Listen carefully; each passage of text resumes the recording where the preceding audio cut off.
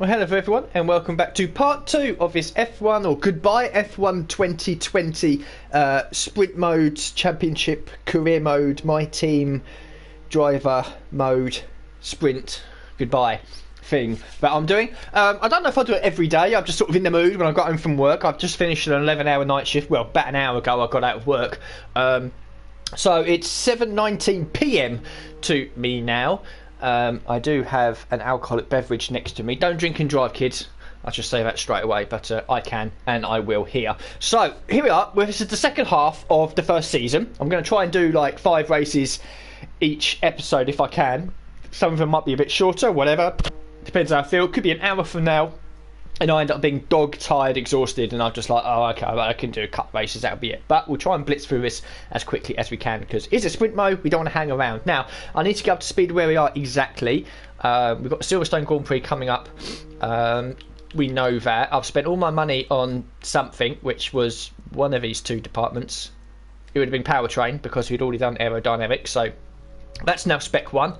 R&D, we've got loads of stuff in, well, a couple of things in progress history. Coming into Silverstone, we are the 10th best team. We've had 2 22nds, 2 14ths and a 16th. The vehicle stuff is still healthy, although now we can make a change actually onto, now it's the second half of the season, we can make a change onto the second lot of units, which should provide a slight boost to our overall ability. Gearbox we can replace after this race and not take a penalty. Still 23% wear, so that's fine. Weekend tyre allocation, corporate side of things, everything seems okay.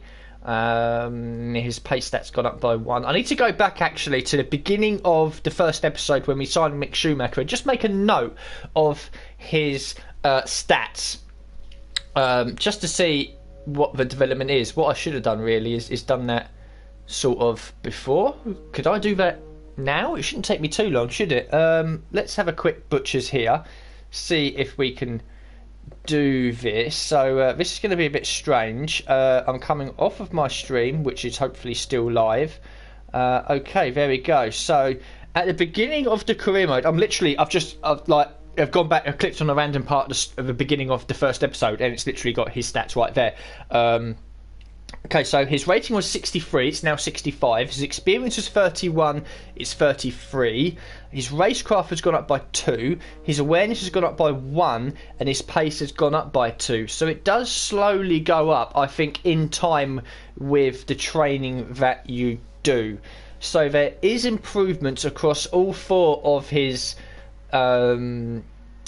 levels to give us our final rating. So his experience has gone up by 2, racecraft by 2, awareness by 1, pace by 2.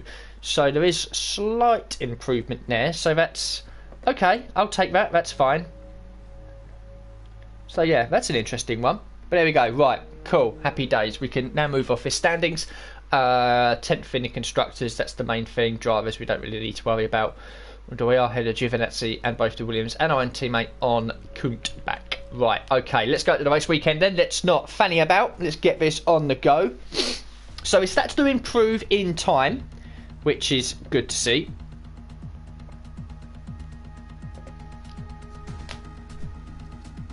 And here we are, home Grand Prix for the team, home Grand Prix for me.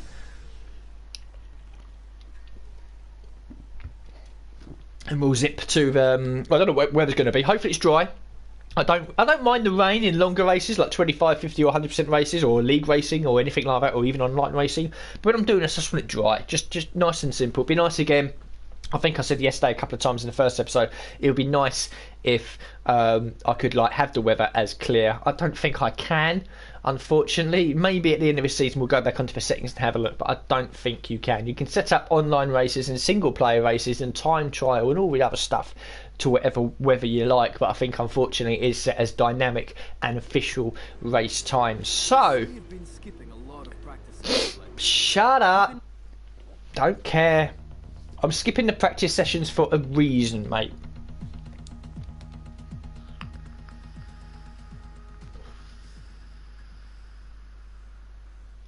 Because the last thing I want to do is sit here and bore everyone to death with it. When F1 2021 drops in about a month's time, probably even less than 4 weeks now actually, I will be probably live streaming my team career mode, and with that there will be obviously all the bits I do have to do. I might do a sprint one actually, depending on how popular this is and how enjoyable it is. Right now I am enjoying it. Obviously we're a pretty crap team at the moment, so we're not dominating. In fact, we haven't even scored a point yet. And I like the involvement as it goes on. Okay, weather looks dry enough, so that's good. Development update. Oh, we'll have a look at that. What's that? Good news from team over. Oh yeah, we've got something on the powertrain. Okay, we'll have a look at the progress history, see what's happened. Yeah, so some of the teams starting to pull away from us a little bit. Racing Point have had a big upgrade. They've overtaken both Red Bull and Ferrari, so good for them. McLaren and Renault, quite a way back, they've had an upgrade. It looks like a little one from Haas and Alfa Romeo, so them and Alfa Tauri all neck and neck. They were a little bit behind, and Williams is still a little bit behind me. So where's Racing Point? They're 5th at the moment, and now they are on paper the second best team, so that'll be interesting. Okay, all the new units will be onto the car. We're losing the rivalry to Magnussen, but I don't really care about 14 to 10. So yeah, let's just throw ourselves straight into FP3. Apologies if I start coughing, sniffing a lot and sneezing or whatever. My hay fever actually has been pretty good since, well, 5 o'clock yesterday afternoon when I woke up for my shift. And in the last hour or so, it's sort of made a bit of a little bit of an appearance. So hopefully it stays away. Car setup, I do have a Silverstone one, I think, Britain. Yep, we'll just double check it because this is all online setup. 2.5 on the wings, holy tits. Probably going to need a bit more because our car is a bit underdeveloped. Oh my god, look at the... I run this in a league race? Jesus. We'll drop that down a little bit. Okay, we haven't yet run any of our standard programs over the course of practice. It'll be a boost to car development if we can log that data, so we should do our best to do so before the end of the session. Okay, that's absolutely fantastic information, Jeff, that I will pay no attention to. We do have some little team objectives that we can do on the laps, but we don't get any for that. It's qualifying pace. Definitely track acclimatisation will do. And probably fuel EOS management. But anyway, we'll jump out there, get the track acclimatisation done. If you missed the first episode, basically the rule is I'm going to do 2 practice programs in FP3 or FP1 if FP3 is wet. And it'll be my choice to choose which 2 it is, and we've got 1 lap to do it. So if we get purple, green, red, or we crash out, that's it. We get 1 attempt at this because I don't want to be wasting all my time on the practice sessions, hence Sprint Mode Championship. You want to see the qualifying and especially the race. But if we just do qualifying and the race, we're not going to get the resource points necessary to actually make some gains. What's the car like through here? A little bit of a lift, but it's okay. But at least if we can pick up like 300 or 400 resource points a weekend, it does help us actually improve, because if we hadn't been doing this, we'd probably be stone dead last at this point. Get ready to open it. Distance is on your MFD. And that's no fun. Okay, so far so good. We haven't missed any gates. A couple of greens, mostly purple.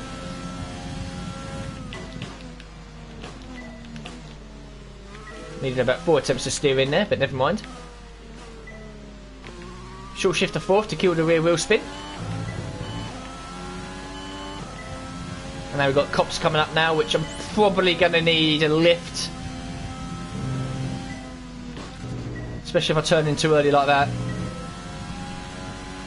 Still doing okay for at least a green score at the moment, which is better than a punch in the face.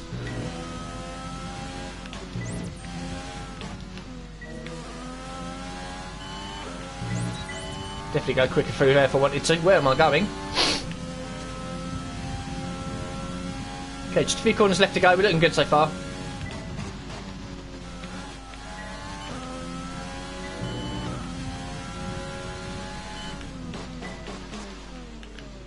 God, I've got to get the steering right. Setup feels okay actually. It feels quite quick, which is good.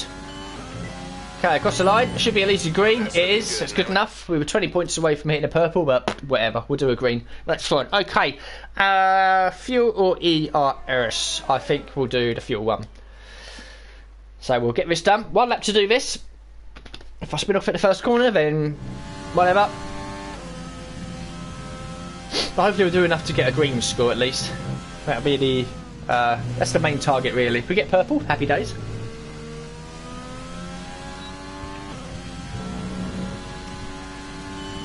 we're testing fuel management here, so try to lift and coast going into the corners. Don't be too aggressive on the power, but remember, you still have to beat the minimum lap time.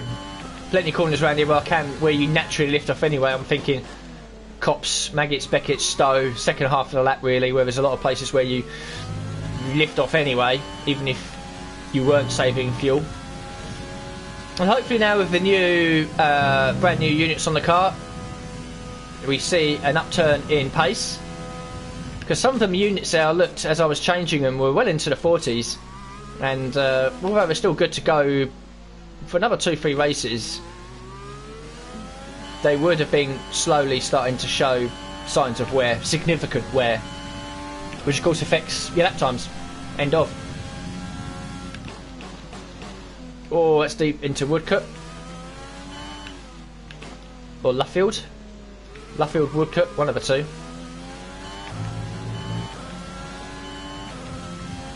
Okay, we're 6, 7, maybe even 8 tenths up. We're comfortably in the green.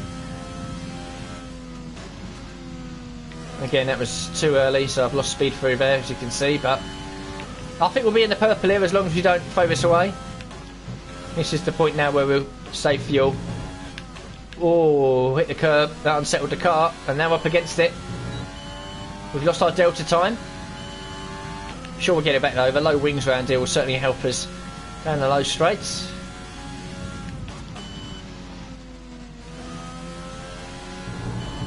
Yeah, we should be okay.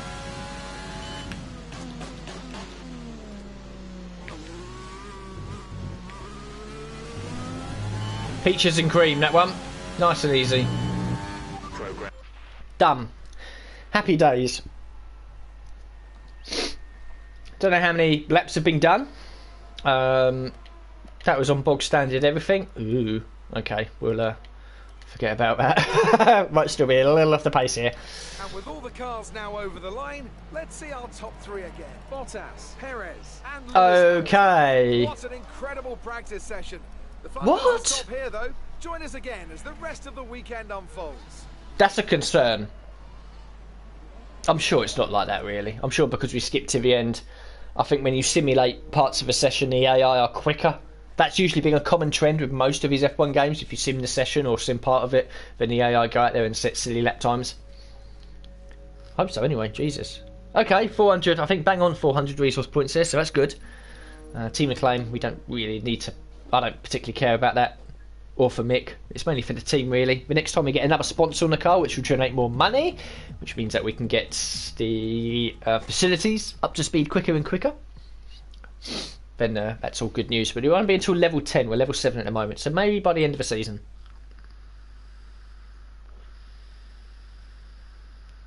I mean, for level 7 already at the halfway point, you would expect it level 10, but it does get harder as each level goes up.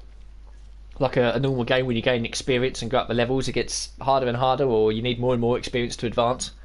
So I think we went up to level 2 straight off the bat. So what have you got against practice sessions? We've got everything against practice sessions. I just did a practice session. What's he moaning about? I was there. I did 2 laps. I mean, fuck, man. Give me a break. Concentrate on your department. Look, I'm the driver. Let me drive. Don't need attitude from an Australian. Of all people. Nothing against Australians, I love you really.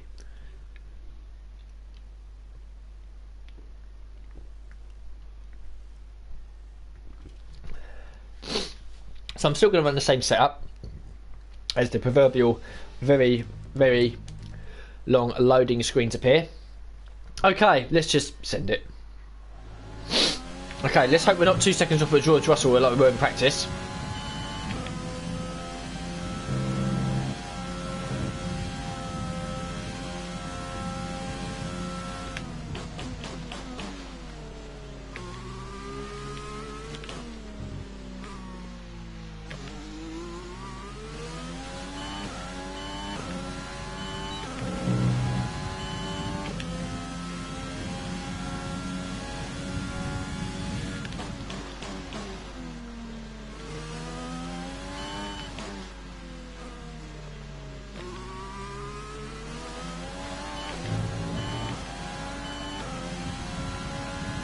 P18 at the halfway mark, so not bad.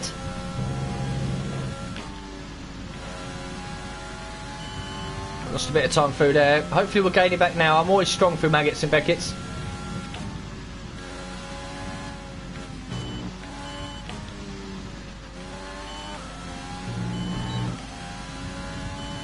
Felt quick.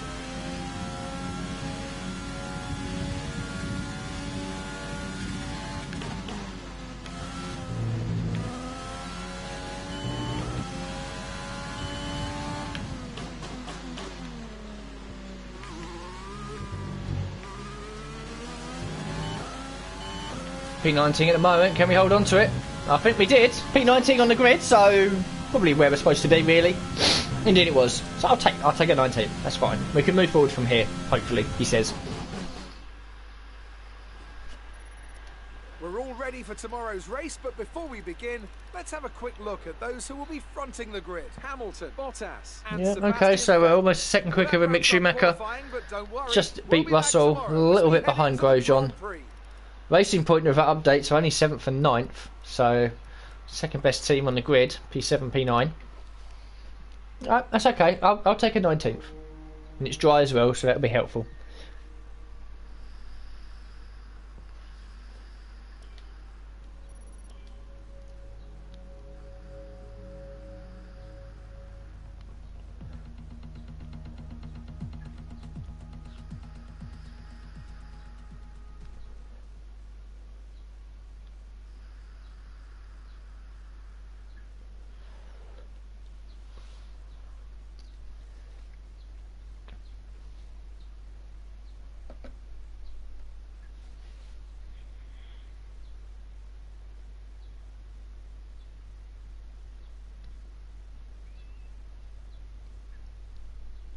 God, these loading screens. I swear they've got longer. Anyway. Been skipping a lot of practice. Or me and Carl are going to have words outside in a minute, mate.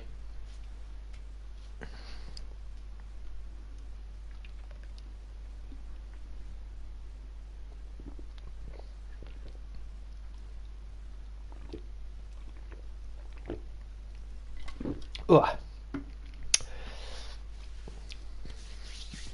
Nice bit of alcohol there. Hopefully it doesn't impair my judgment as I go on this morning with this. If I start slurring my words and spinning in the car sideways, please do tell me.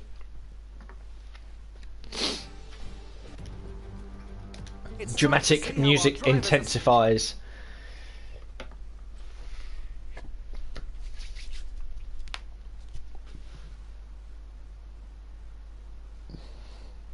Oh, home race time at Silverstone. Round 6 already, really ploughing through this season. I've obviously split up into 2 episodes. But like I said, I'm enjoying this. It's quite different, like just having the abandon to actually focusing and concentrating, just drive the car and see what happens, you know. More people should try this. It's a different dynamic to what we normally do. I know it's your home Grand Prix, but treat it. I will treat it like any other. Here we go then.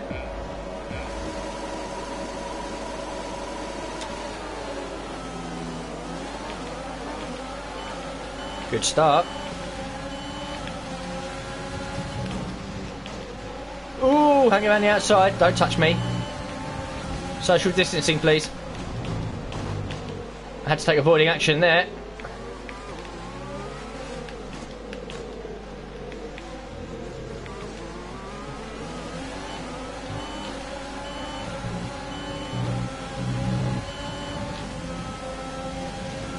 Okay, not a bad start, P14.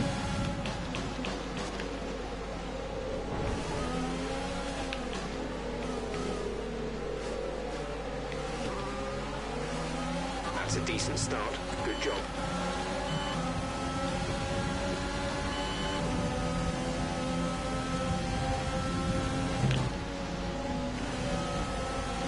Oh wow. Car feels a bit different now on this setup.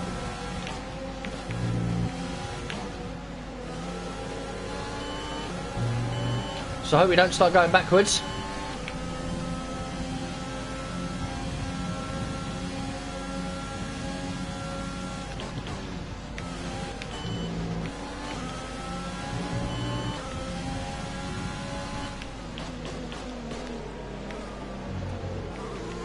That's a shocking entry into that corner.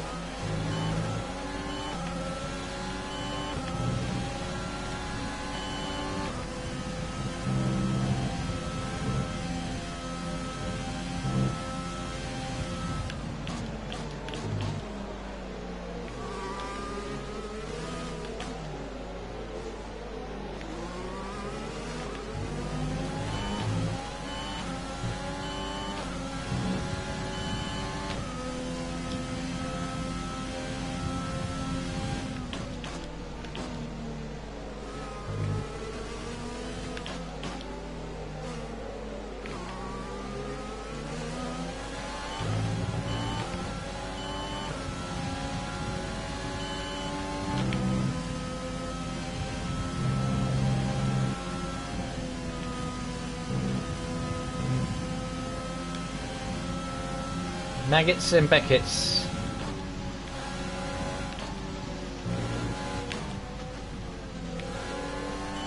Such an amazing sequence of corners if you get it right.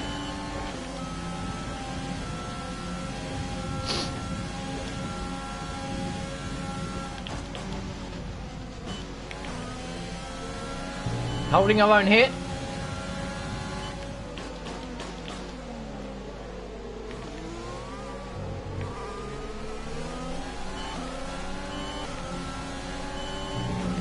DRS is being enabled this lap. We can use DRS when you are within 1 second of the car ahead and in the DRS zone. Now we might be in a little bit of trouble with the DRS. Two zones here, down the Wellington Straight and the Hangar Straight, and there are powerful areas as well with the DRS. Some tracks it's not brilliant, others it is very good.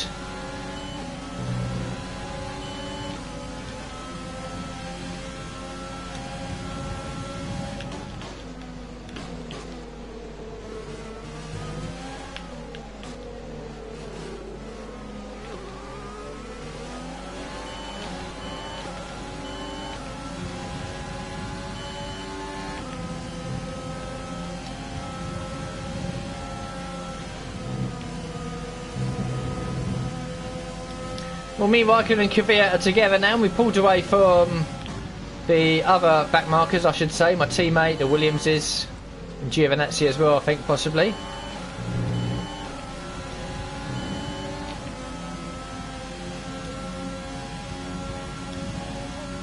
Piss off, Raikkonen.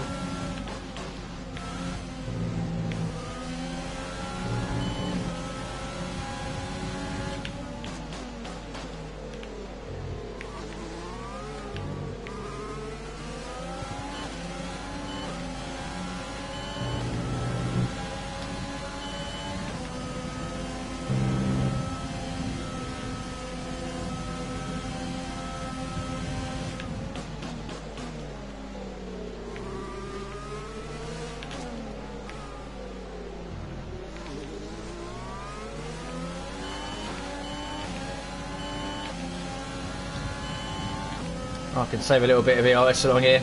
He's a bit too far back to try anything.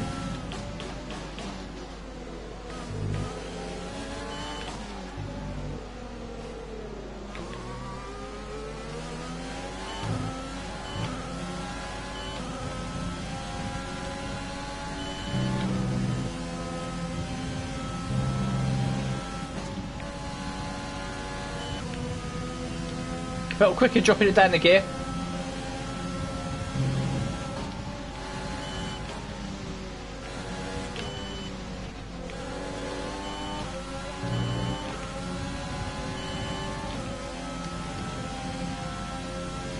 Doing okay here. Got just enough ERS, I think, to boost enough on the final lap when I need to hold on to his P15.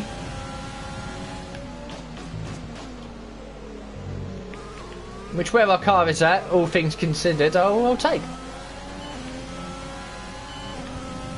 This is your final lap of the race. We're leading our teammate by 4.3 seconds.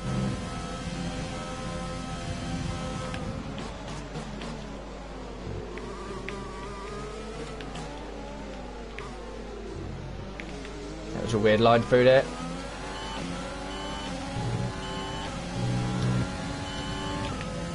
Again, we're okay.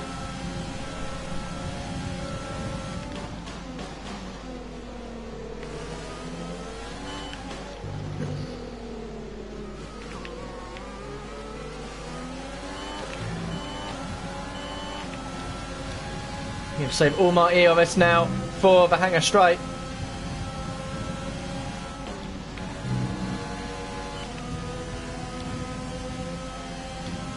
Otherwise I'm in danger of losing 1 or 2 positions.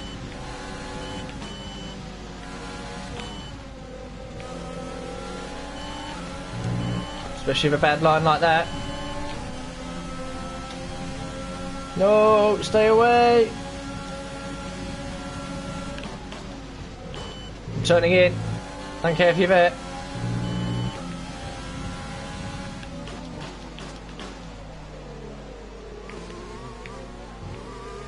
Okay, we've resisted the charge from Raikkonen and Kvyat.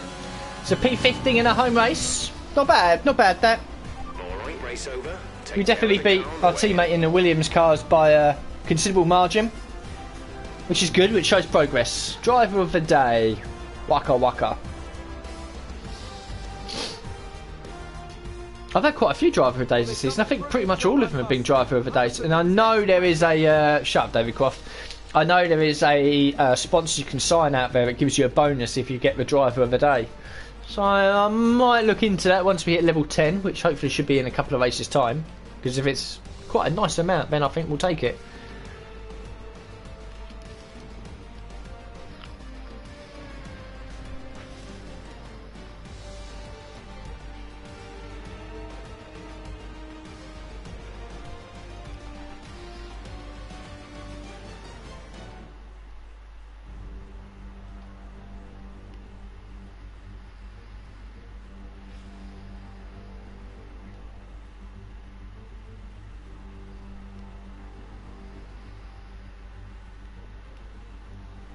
All these loading screens are a pain in my you-know-what. Come on! Just advance. Half of my stream is spent on loading screens. Happy days. So then, Jesus it's tits. time to see how this result affects the Drivers' Championship. It wasn't the best weekend for our championship. P15, leader, I'll and their take that. advantage at the top has been reduced. Yep, After an all good. incredible day of racing. That's fine. Nothing really change in the drivers or constructors standings. I know that much. Not for us anyway. I'm sure we could beat Williams. We've had 2 14ths and now a 15th to back it up. I'll be surprised if the Williams gets anywhere near that. I'm sure you're pretty happy with that. I've got to answer 2 of his questions to get the bonus. Cut your way through the field. It's safe to say you're smashing everyone. How do you feel this season is going for you? Is the car competitive?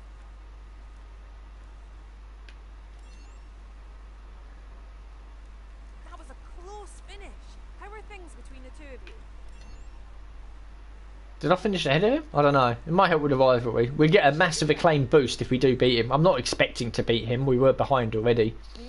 I think he might have finished behind us, thinking about the cars that were sort of around. There's no big names behind us. Oh, you finished ahead of us. Okay, whatever. Doesn't matter. Team acclaim, 8%, 10% for me, 10%. Level 5 now. Still level 6 for Michael Schumacher. We might be level 8 here.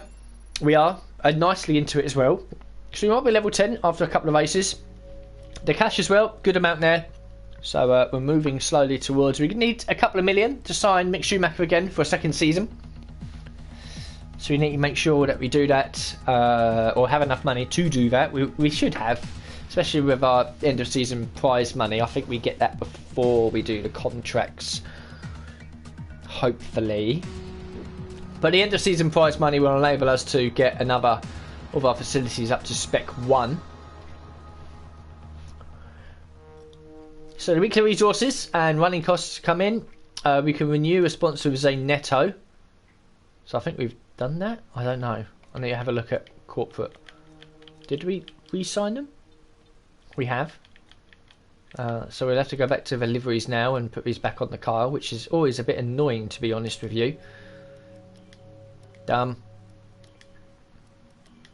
And then the rear wing. We'll have a Netto on that. And there as well. Cool, all done. I do like that livery. That looks a cool livery, man. Okay, right, so back to the overview. We've got some activities that we can do before I think we've got an end of season break again. We have another little break, so that brings in resource points. Simulated training for Mick. Attend an F1 esports event improves my acclaim. Sponsor event improves the team acclaim. Or then another one, chassis team building or durability. Neither, because that doesn't really gain us too much and we lose money and we can't do that. Okay, that's... yeah, that's fine. Okay. R&D, we know that we've got parts here that we need to redo, so we'll get that slapped onto the car. Have we got 2 bits coming in before the next race? 26th and 30th. Yeah, okay, well, advance the time and see what happens. So the secondary wing flaps come in. Durability department focus. Simulate training for Mick. The status have failed. So we can redo that quickly. We do have enough money for that, so hopefully, would they be on before the next race? I don't know. Weekly running costs and money. Attend an esports event. NG Sales comes in. Sponsor event. Weekly resources and running costs. Yeah, happy days. We can start that. There we go. Right, cool. The status do come in. So that's good to see. Activities, 2 days. Oh, we can do the chassis team building, but it doesn't really...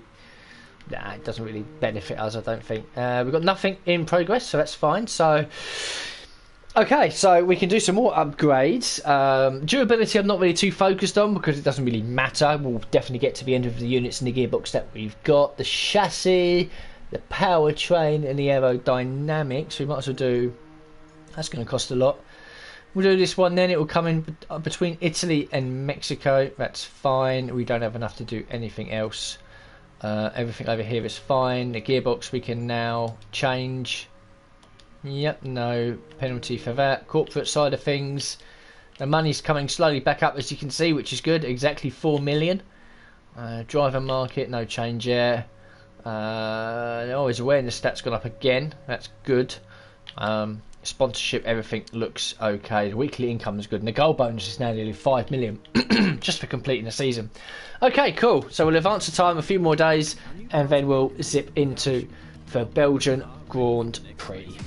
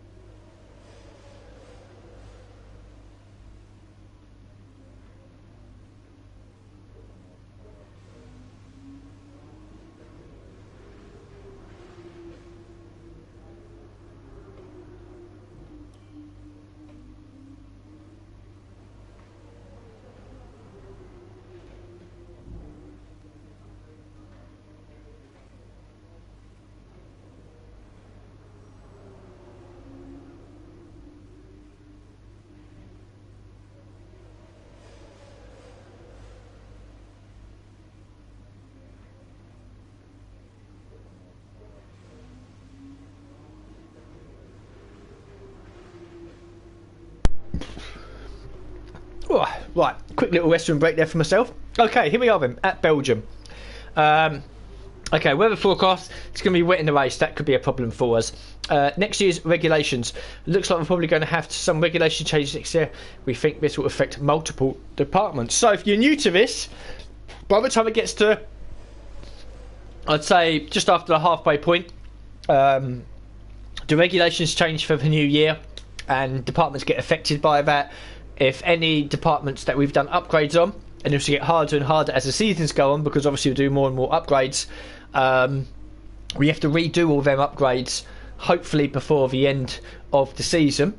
Otherwise, we lose those upgrades and we have a decline in performance. You'll see once we go into the next season, some teams will stay in the same, some teams will make big gains, some teams will make big losses. It does mix it up a little bit. FP3 is wet, so we'll be doing FP1. Unfortunately, the race is going to be wet as well, so I'm not really looking forward to that. So then, the progress history. We've made some gains, but unfortunately so does everyone else by the looks of it.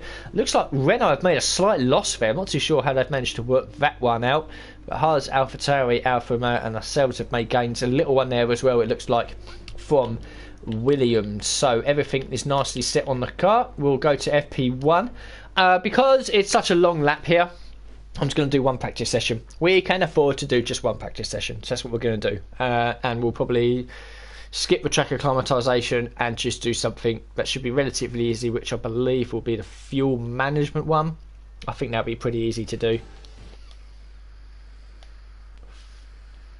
So here's the hoping I have a setup on the car. I should have a setup on the car. I've had a chat with Carl about the new parts, and we're happy that they've been integrated into the car. Okay, with any luck, I do. we'll be able to feel the improvement. So give them a try. Okay, that seems a bit mad, but sure, we can work with that. Fuel management, that's the one that we'll do. We'll smash on the soft tyres because we're an absolute chad, and we'll go for a flying lap.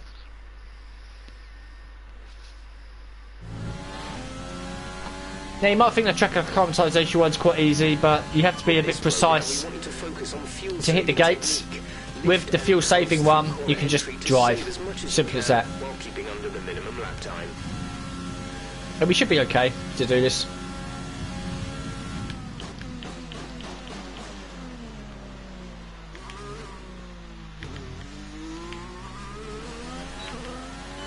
I'm not looking forward to the race, I'll tell you that much. In the wet as well.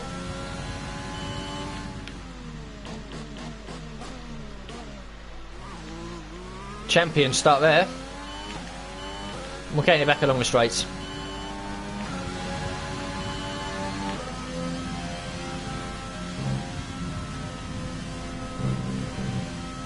Yeet.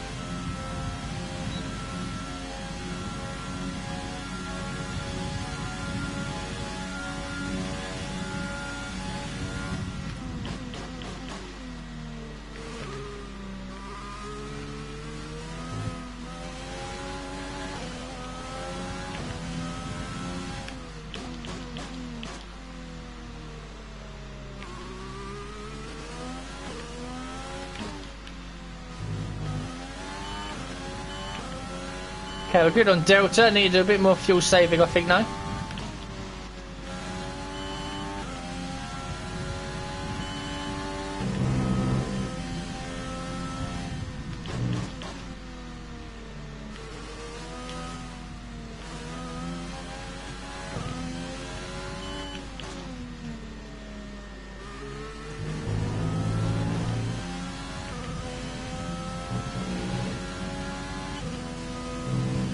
I'll just lift off massively before the bus stop chicane, and that should get us comfortably into the purple.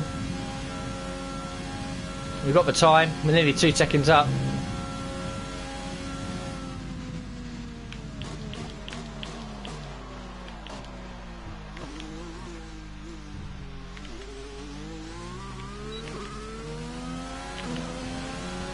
Purple it is! Happy days, happy days.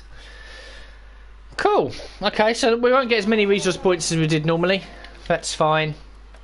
We can advance to qualifying. It's going to be a long race, this, unfortunately, especially with the rain as well. Drawn to a close, so let's review our top three. Bottas, yeah, whatever. And I don't really care at this point. Practice means nothing. Qualifying, and especially the race, means everything. I don't want it to be wet in the race. I'm a bit pissed off that it is, if you haven't already told, or been told, or worked out.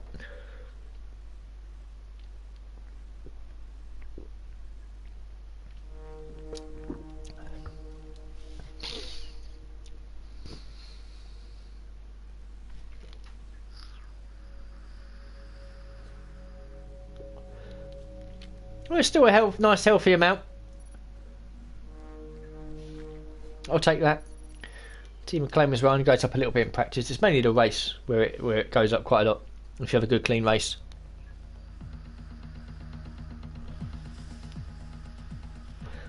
Now off to Belgium then for one shot a quali.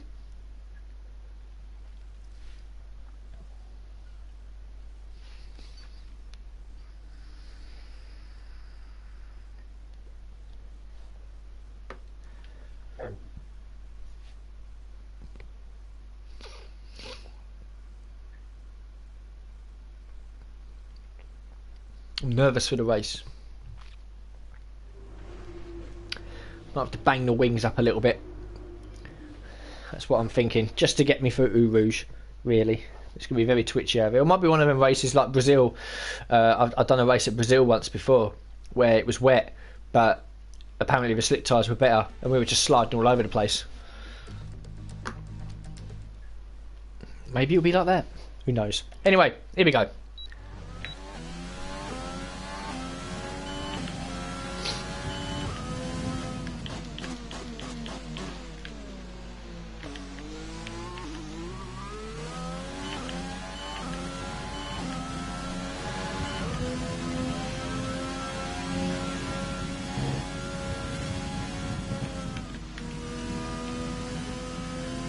Well, we almost died.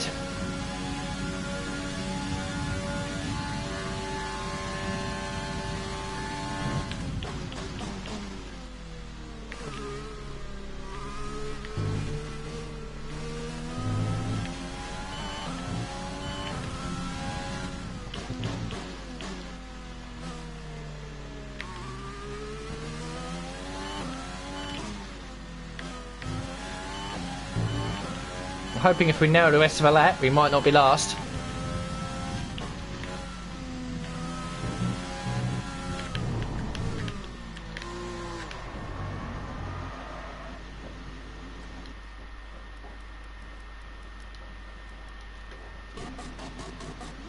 Oh my god, the gearbox.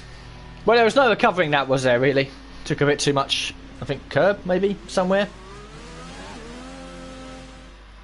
And with qualifying complete, let's review our... There was no point looking at it, we know we're last. So the only way is up now in the race. I'm going to smash the wings up a little bit because I don't want to be running 2.5 or 2.6 wings in the wet at Bahrain, at Belgium. Yeah, okay, not great from us, but that's fine. We can, you know, whatever. It's not going to be a perfect season. Lord knows I've experienced that already.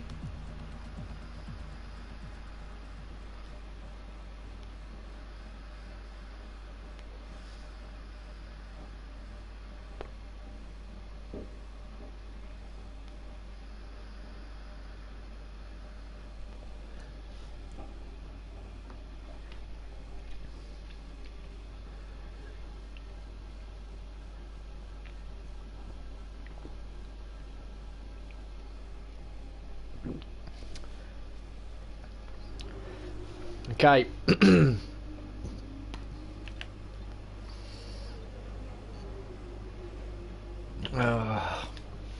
Wet rain. Oh, not at Belgium. Not at Belgium. In case you're wondering, I'm having emotional flashbacks to the time when I've been racing here in the rain, and it's ended very quickly, very badly, with me in the wall. Eau Rouge and Radion is my biggest worry. It's time to take a look at us. It's absolutely teeming down. This must be Inters, surely.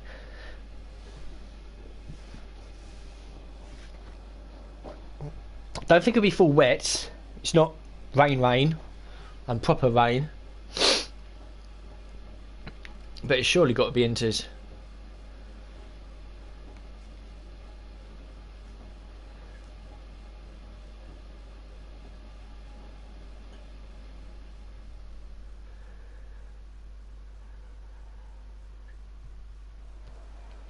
It is. Okay, here we go.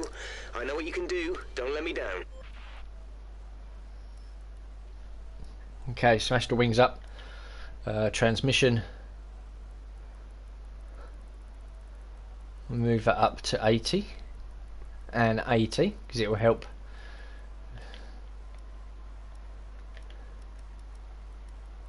Move that up a little bit. Move that up a little bit. Move that up a little bit. Okay, we've modified the setup. It'll probably handle like complete ass now. The only way is forward.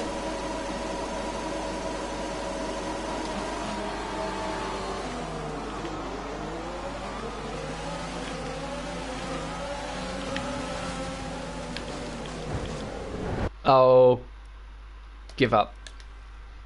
You know the rule. If we get damage at the first corner, or 200 yards before the first corner, we restart. Now, have I got to do the setup again? No, it's fine.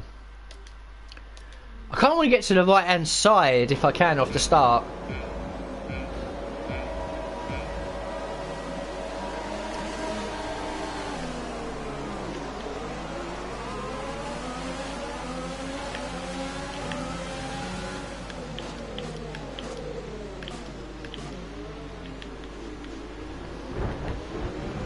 Oh, get off.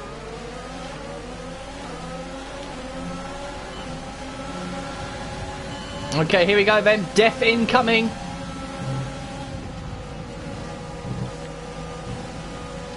That was terrifying.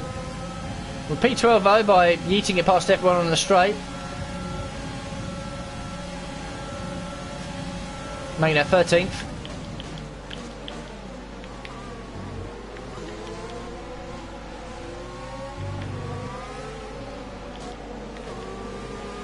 Nice start. Let's keep it up.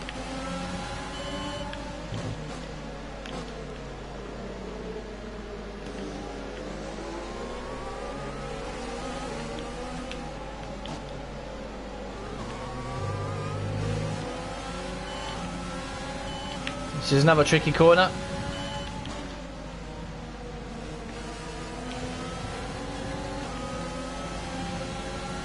The car feels okay though.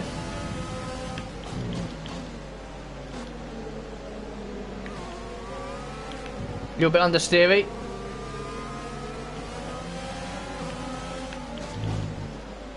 In fact, very understeery, let's be honest.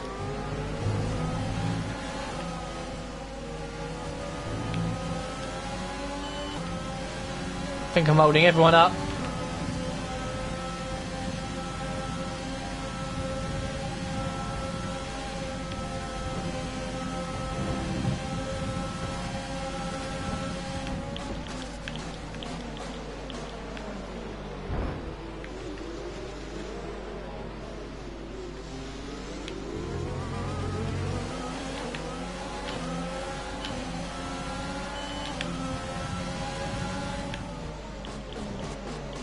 Oh, straight on at turn 1.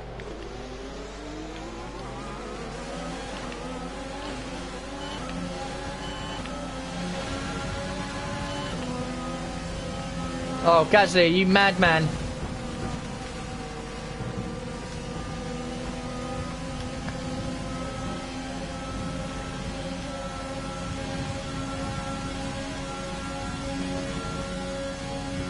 Okay, focus. We need to stay on form. Oh, for fuck's sake.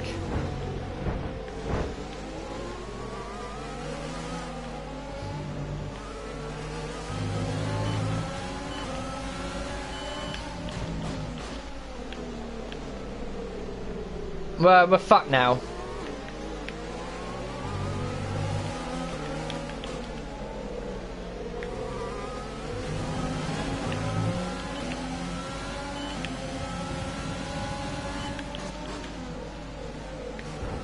Oh! Can't even get back on the circuit.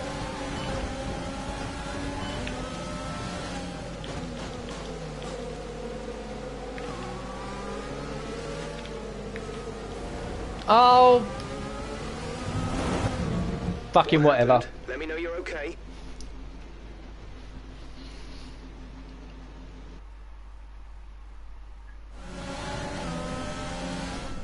Not interested.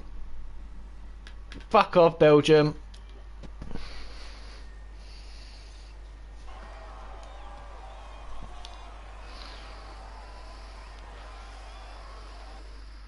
Not playing that game.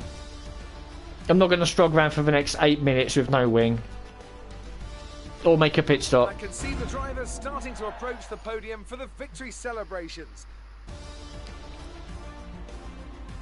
Let's see what effect this result has had on the drivers' standings. Well, the gap at the top of the championship has been cut down. Has anything changed for us? No. Some amazing talent. Not going to mess about.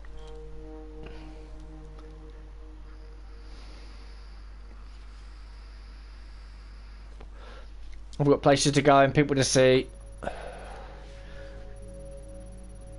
Oh wow, Mick Schumacher's acclaim went down quite a lot. I'm almost level 9 now.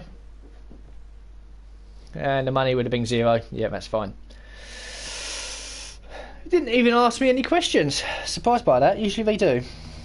Anyway, off to Monza now. Another circuit that I'm looking forward to.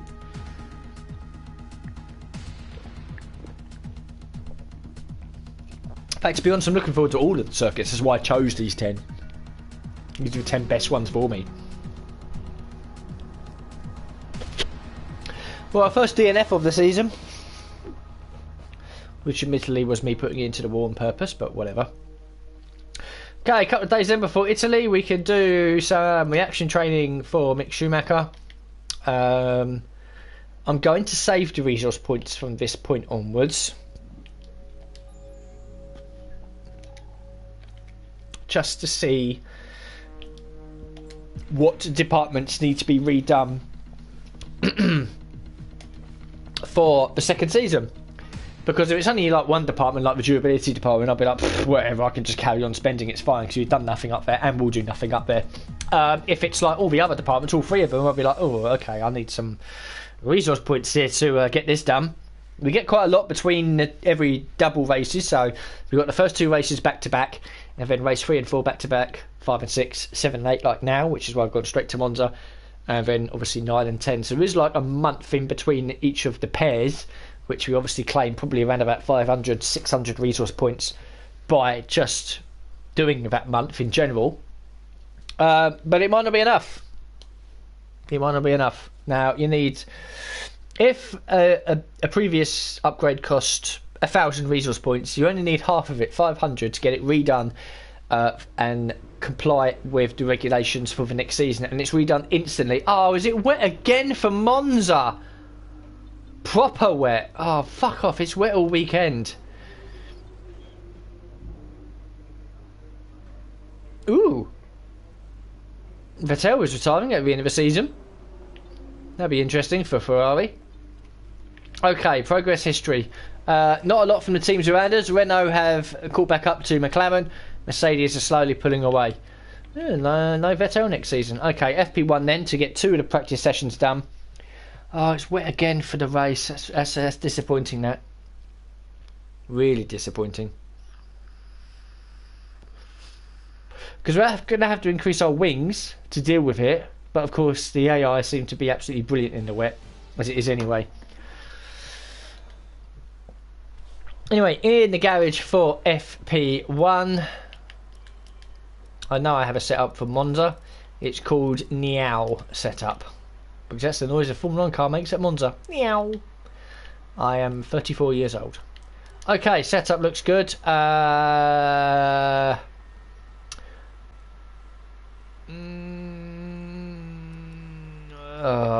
EOS management.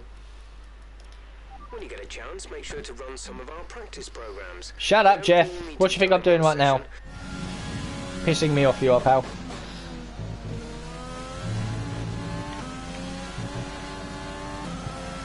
In this program, we're looking at ERS management. This is all about managing your battery efficiently throughout the lap to hit your target time. The overtake button will drain the battery quickly, but it will also give you maximum power. Okay, this should be relatively easy to do. You've got low wings around you anyway.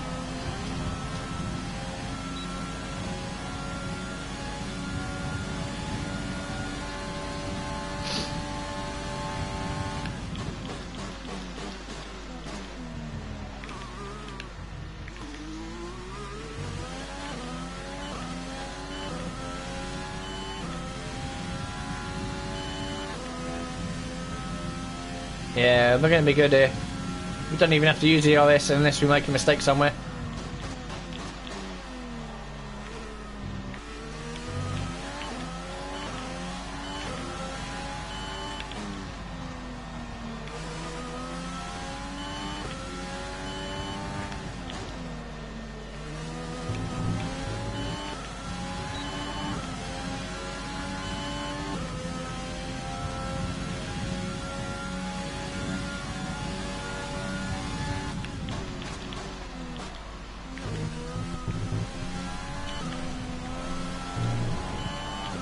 Okay, a little bit down on time.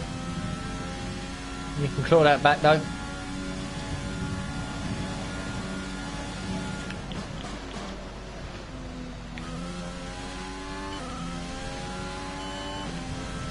Comfortable. Comfortably done. Program complete. We'll do the fuel saving one, I think. We should be okay at that. Again, soft tyres. Why not? Just get it done.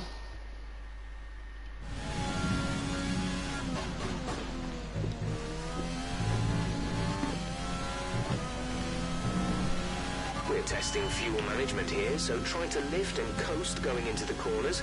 Don't be too aggressive on the power, but remember, you still have to beat the minimum lap time.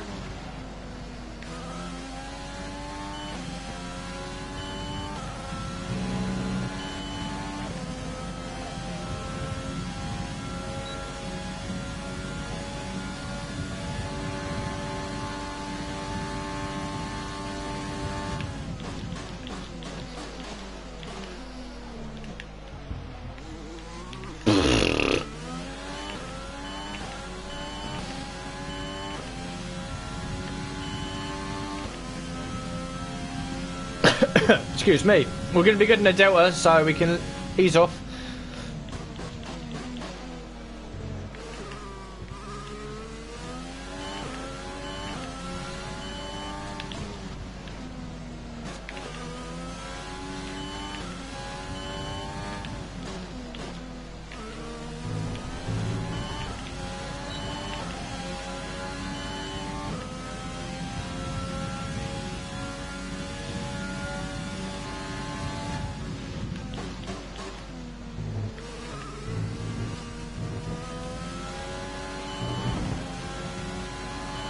We'll be okay. I can ease off quite nicely into Parabolica, get ourselves in the purple, get these practice sessions done with.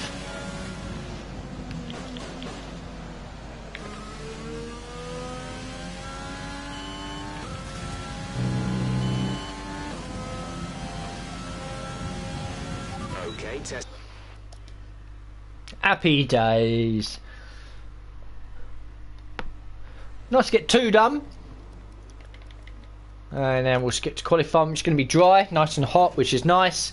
But then unfortunately, wet race. Okay, we're a bit better than normal when we're usually 72 seconds off the pace. And now we can look forward to qualifying.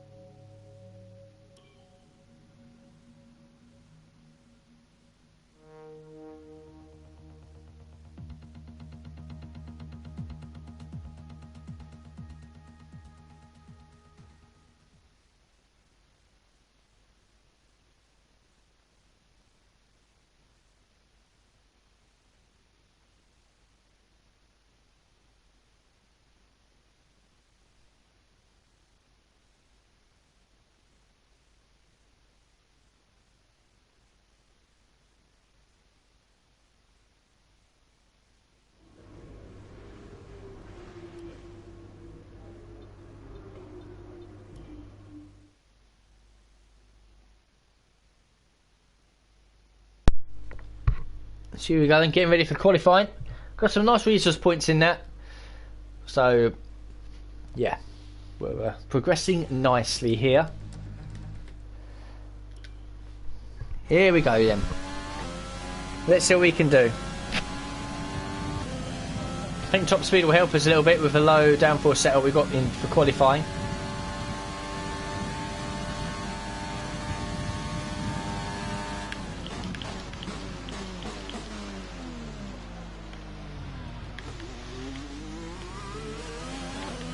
I ballsed that first chicane up, didn't I? Now I'm up against it.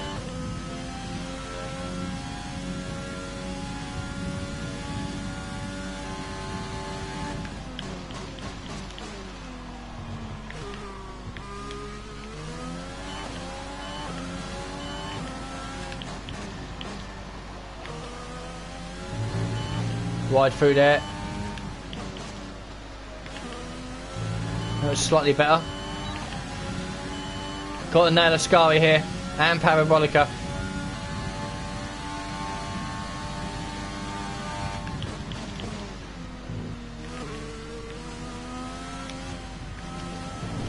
Ah.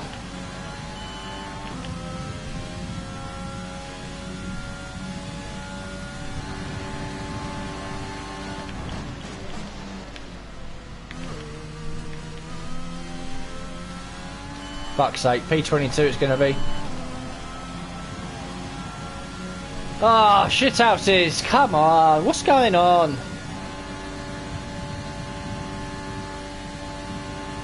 We've got all to do in the race now, which is going to be wet. So carbon copy of Belgium, really. With qualifying finished, I reckon we were a long way off. Of our top three. Yeah, 3 attempts. Hamilton and Lance Stroll. Made too many mistakes, way too many mistakes.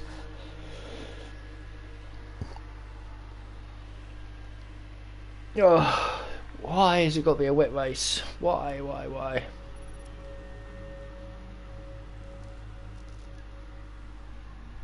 None of these races I want to be wet. None of them.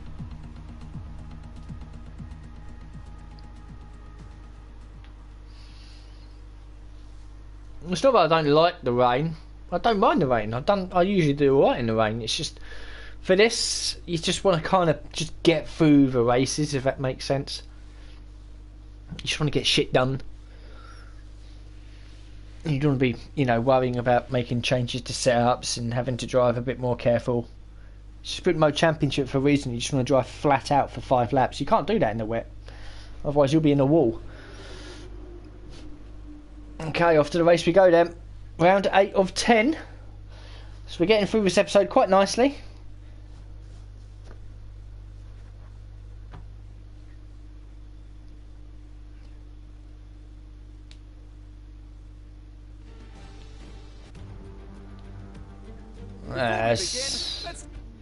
That's proper wet, isn't it?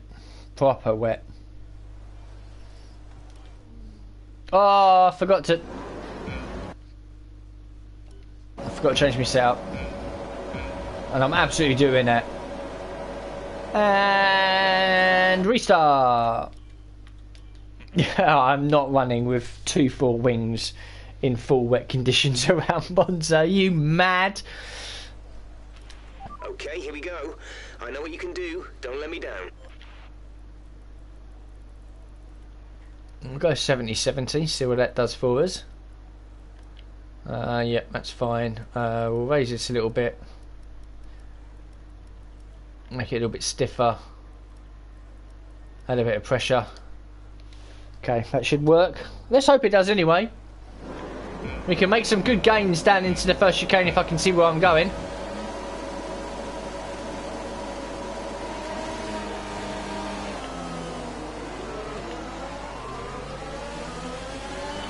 I am blind.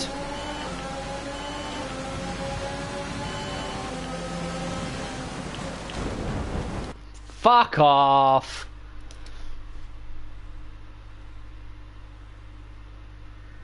We weren't already at the first chicane, were we? Surely not.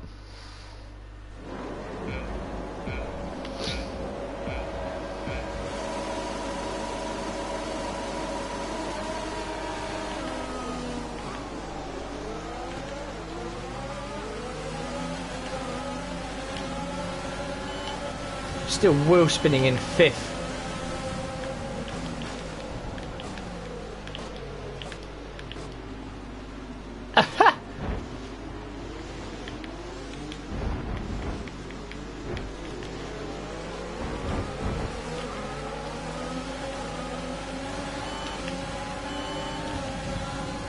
Oh.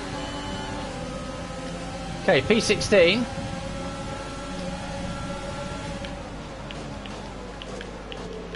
Send out the inside of Grosjean. That's a strong start. Well done.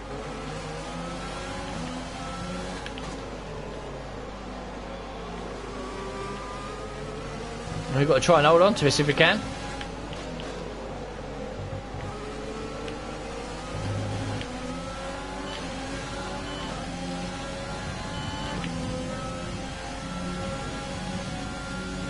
Just you only use ERS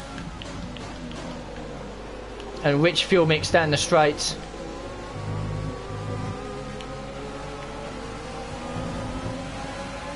Short shifting as much as I can.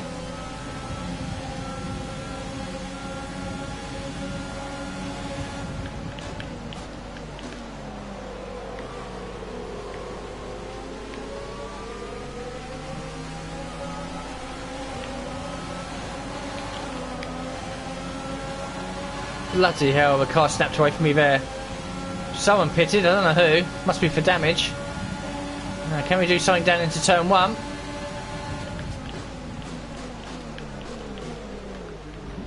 Oh, it's getting tight. Someone's touching me.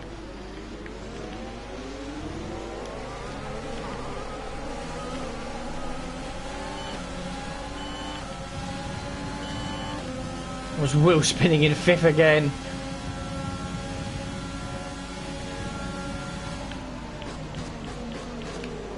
Oh, let's take avoiding action there. Okay. Ah.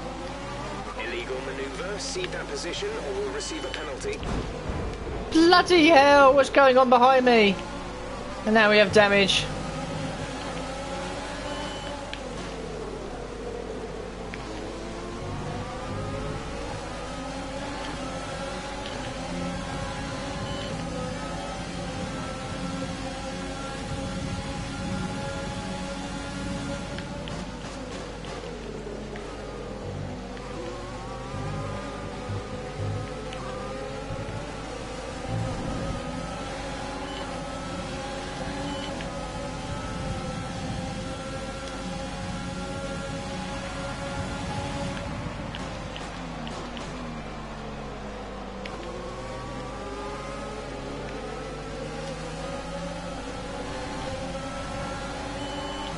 Grosjean's in for damage.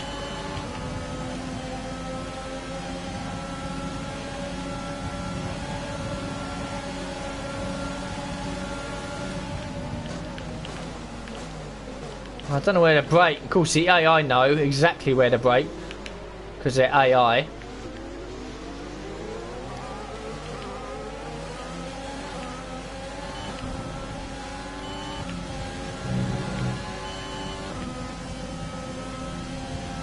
Just try and hang on here for some sort of a finish.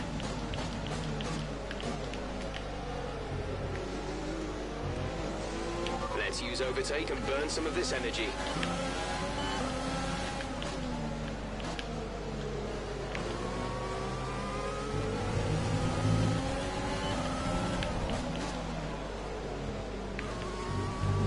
This damage ring's really hurting us.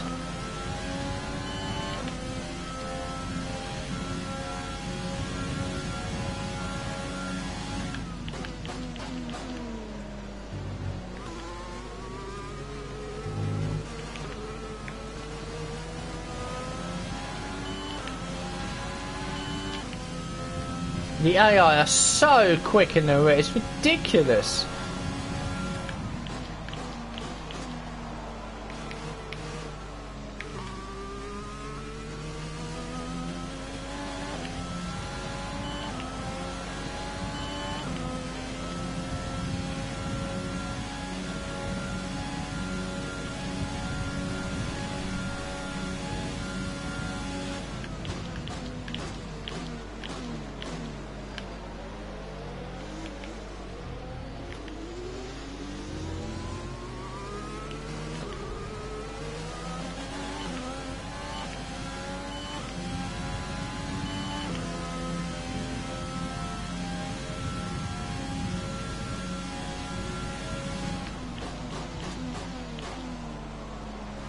Okay, I'm not making that chicane.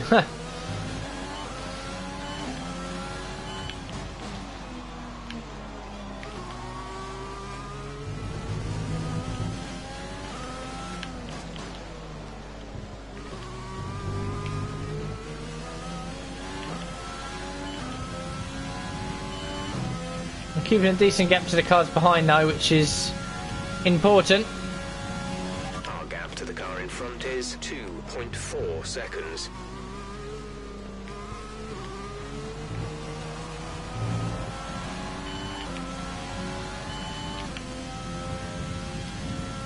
We're looking good for a P16 at least.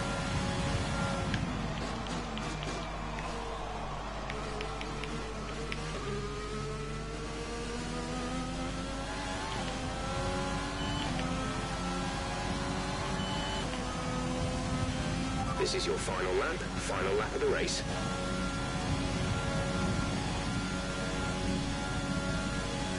You're dropping a second a lap to the car behind, 1 second. I'm not surprised, mate. Have you seen the state of my front wing? Have you seen the state of his body?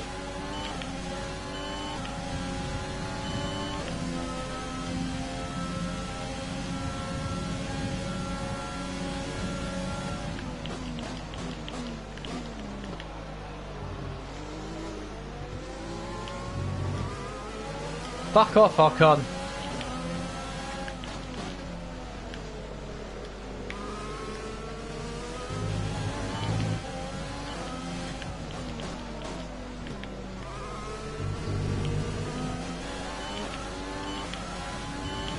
Okay, something's happened behind me, that's fine, it gives me a bit of breathing space.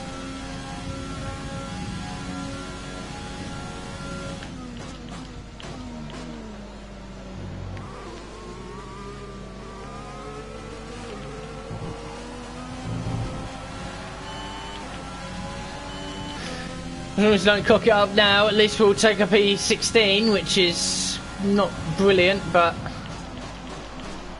we started last, remember, so I'll take it, I think, considering the circumstances. We're safe behind. P16 isn't at the flag. That's the end of the race. We'll see you in Parc Ferme. Don't know if I deserved more or less or not. I can't remember what happened with the incident. It's another drive with a day for us, so we really are chalking these up. Not just victory today, then. 3 races down, 2 to go for this episode, 2 to go until we get to the end of season 1, where hopefully going into season 2 we start to make some little progress going to the front. We won't be the best team in the field, far from it, but hopefully we're not struggling as much as we have this season. Let's have a look then at the driver's stats. So have a mooch about. Stroll was 3rd, Perez was 7th, so Racing Point slowly starting to move up. Magnussen was 12th, Russell was 15th, which is good for us in the constructors. I think I've now slipped down a little bit. I have. Yes. I mean, if we sneak a point in the last 2 races, we will finish 8th in the constructors, because I can't see Haas or Alfa Romeo scoring a point, because it's just a 5-lap race. So it's going to be a little bit of a struggle. Well, I don't know. I think we're doing enough to hold off Williams. They've got a 15th place now, but we have 2 14th, so I think we're good.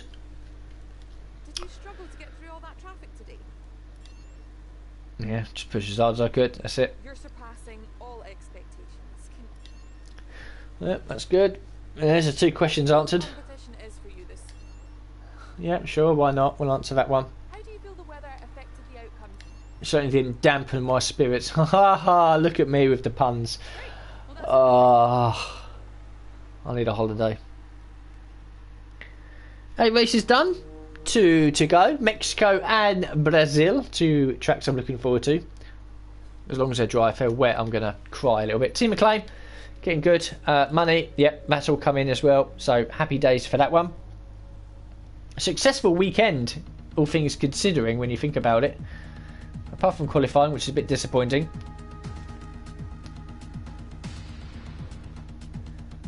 But again, we'll save the resource points now.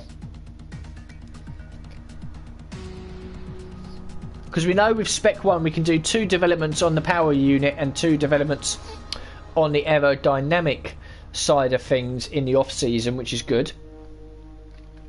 So we've got something on the 7th. Renew sponsors. For whatever reason, quests. Okay, let's have a look at some new sponsors. So, where's this one that's what was it? Driver of the day. Where's quests straight away? What was that one? Quest 146, 180.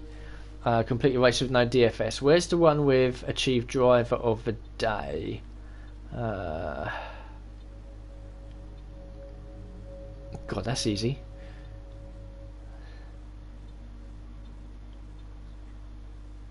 Complete a race with no DNFs in the team. What was Quest? Where is Quest? There it is. What was that? Complete a race with no DNFs in the team. 180 gold bonus, 146 weekly. This big old one down here. Oh, it's less. Okay, fair enough. Where's driver of the day?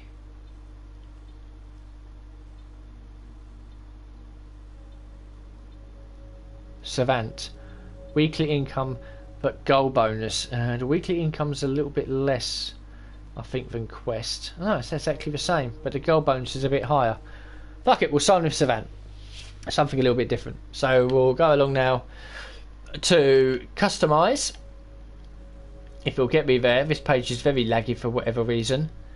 And we now have Savant on the car, which I think we'll put here. There we go. And I think we'll have it somewhere. Oh, we'll have it here on the halo as well. Why not? There we go. Happy days. So that's all good. We've got a new sponsor. R&D, we've got one thing coming in. We could probably do something else as well. So we can do 2 things on a powertrain, which are both major upgrades, which are going to cost quite a lot. Which could make quite a difference. Aerodynamic as well. Yeah, if we do this, then we will free up the 2 major upgrades in the aero department and 2 major we've already got over here for the powertrain department, which will really help a lot, but it's going to cost probably close to 5,000 resource points, which is a bit of an issue. Everything else seems okay, so we've got some activities to do before we go to the season break. GeForce training for Mick, driver promotion filming for me, vehicle PR filming for the team in general, sponsor event for the team, and then we've got power department focus brings in extra resource points. Yep, we'll do that. Okay, that's fine. So this is all good. So the front wing gurney flap comes in. GeForce training for Mick. Driver promotion filming for me. Vehicle PR filming for the team. Should help us get close to level 10. Sponsor event, that's all good. Power department focus, more resource points. Weekly running costs and all that jazz comes in. So that's good. So we'll start the season break. Here we go then. Turbo sizes come in. That would be another standard upgrade on the R&D side of things, and we are looking okay. So activities, chassis team building doesn't really work for us at this point. Invitational event will skip and advance. The wearing outer strakes have failed. Right. Currently in arrival. Sooner or later, you'll probably be asked by the media who you consider to be your rival. 312. Good. That's it. Development now seated. Weekly resources and running costs coming in. Wearing out strakes have been redone. Weekly resources and running costs come in. Mexican Grand Prix. Cool. Right, so we're up to nearly 9 million now in the kitty, which is good. Personnel department will cost 4.5 million. So I'm tempted to do that. Marketing, it's going to be 7 million. Chassis is going to be 2.5, 2, 4.5, 6.5, 8.5. So we've got enough money here to do the chassis and the personnel department. I think we'll leave the personnel department to now. I think we'll do something towards the end of the season. But what we'll do is we'll advance into Mexico for the penultimate round of the season. If it's wet in the race, I'm going to cry. So we'll advance to the race weekend, and I'll be back with you guys in a couple of minutes.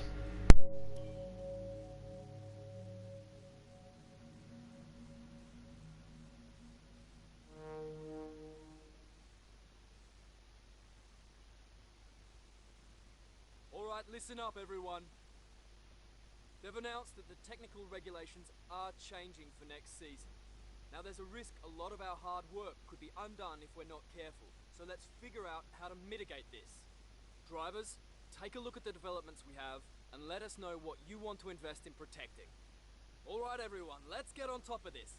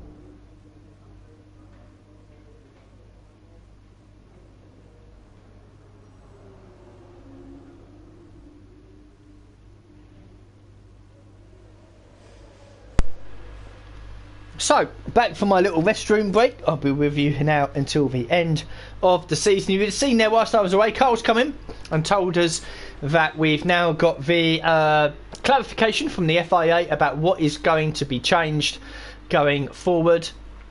Kimi Raikkonen is retiring at the end of the season as well, so there's going to be I think there's going to be quite a few changes going into the next season. Drivers moving to certain teams, which will either make them better or worse, because obviously if you sign two superstar drivers like, I don't know, Hamilton and Verstappen to Williams, they're going to be competitive.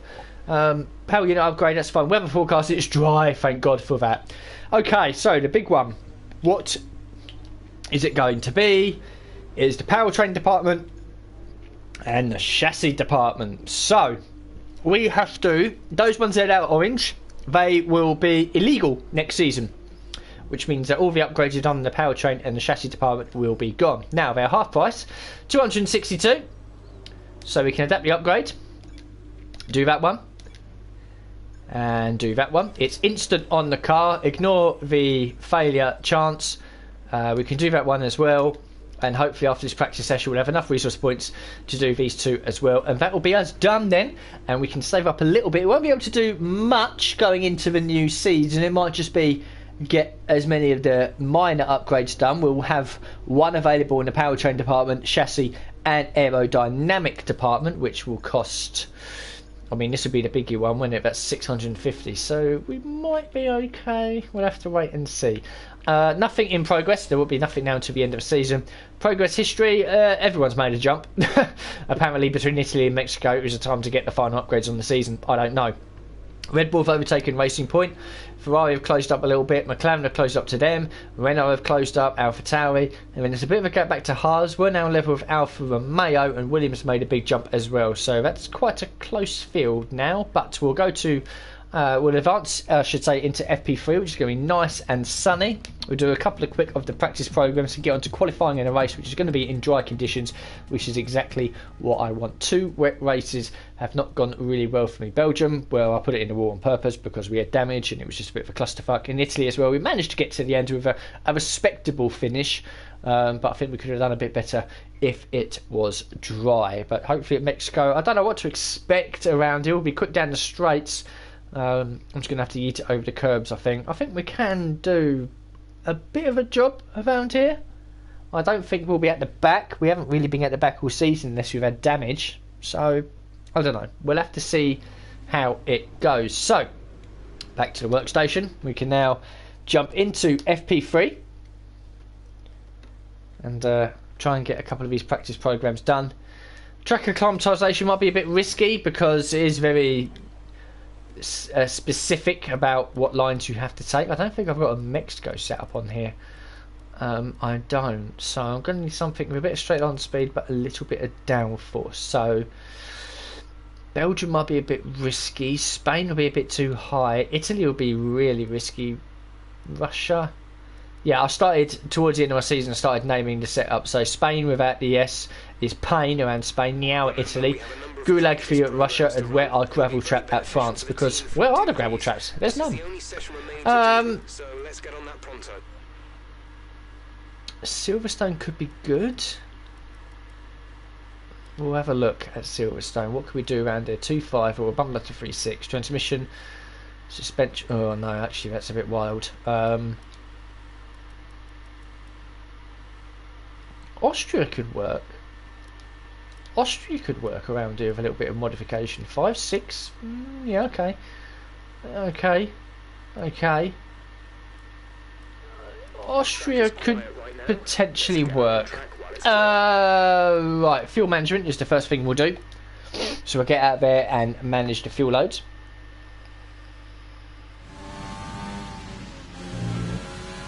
I like Mexico. In this program, hence why it's on the calendar. Focus on fuel-saving technique.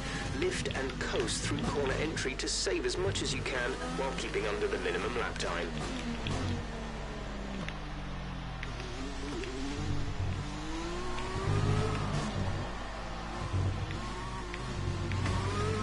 Oh, kiss the wall.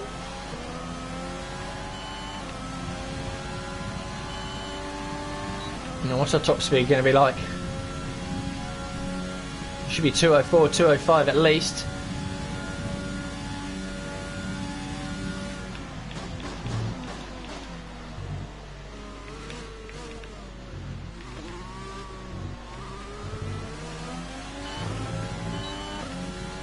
Take the piss out the curves. Track extends, who cares?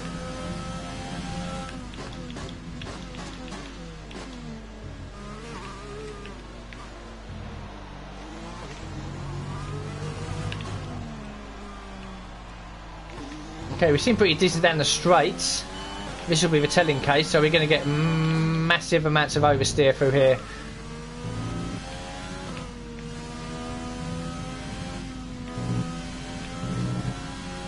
No, pretty stable.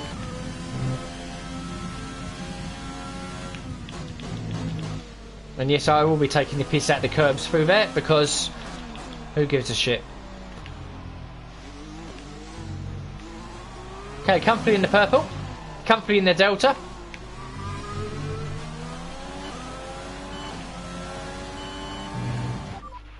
Nice. ERS should be next one. I think we should do maybe. Tyre management's a bit tricky. Yeah, we'll just do the ERS management. Where did that lap time put us, by the way? Okay, well, we know what it's like in practice where the AI seem to be better.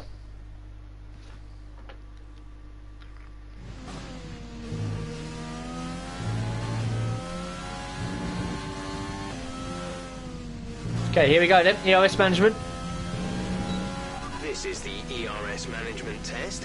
Hit the target time whilst managing your battery charge. The more efficiently you use energy throughout the lap, the higher you will score. Use your overtake button for maximum power, but remember, that will drain energy rapidly. Give it a understeer through that final corner, so slightly tighter line. Seems to have worked. Okay, if our delta time is good at the end of a straight with no ERS, we should be able to complete this relatively comfortably. So that's going to be around about 3.5 attempts before we start braking.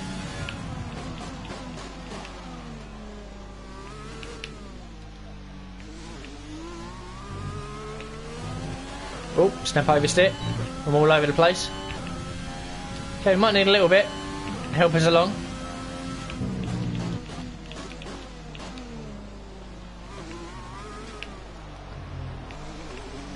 We're going to need quite a bit actually.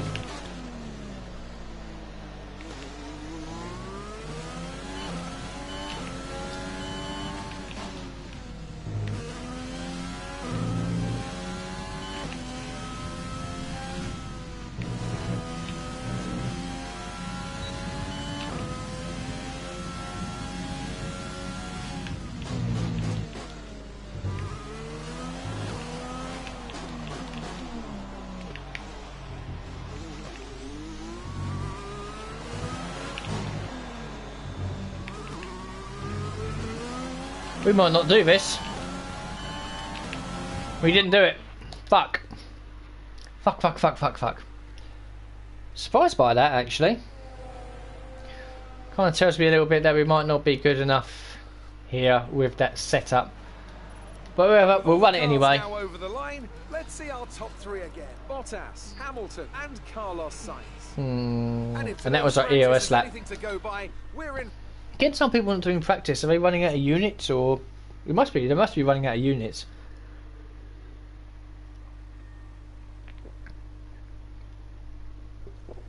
Good day today. Because we've had no grid penalties this year, I don't think, or maybe 1 or 2. I'm not too sure. Changes for next season have been announced. How is your team going to cope with the transition? Yeah, already hard at work. How do you feel about this team's performance this season? Yeah, we're doing well. I think we're leading the championship. You left some body work out there on the track. Shut up. I've already answered my 2 questions. I don't need to talk to you again. Appreciate your time. Or do we still have that one? I'm not too sure. I think we've changed that one, haven't we? We've got driver of the day. Oh no, we've got driver of the day and answer 2 questions, haven't we? So, what's that? 470. So that's good. So we can get the last of the. I think we can get the last of the units that need to be legalised for next season done. We're almost level 10 as well, which is good. So we'll definitely be level 10 by the end of the season, possibly after this race, so we can sign a 3rd sponsor. We always go for the easy ones. Go for the easy ones, you're guaranteed the money. That's my plan anyway.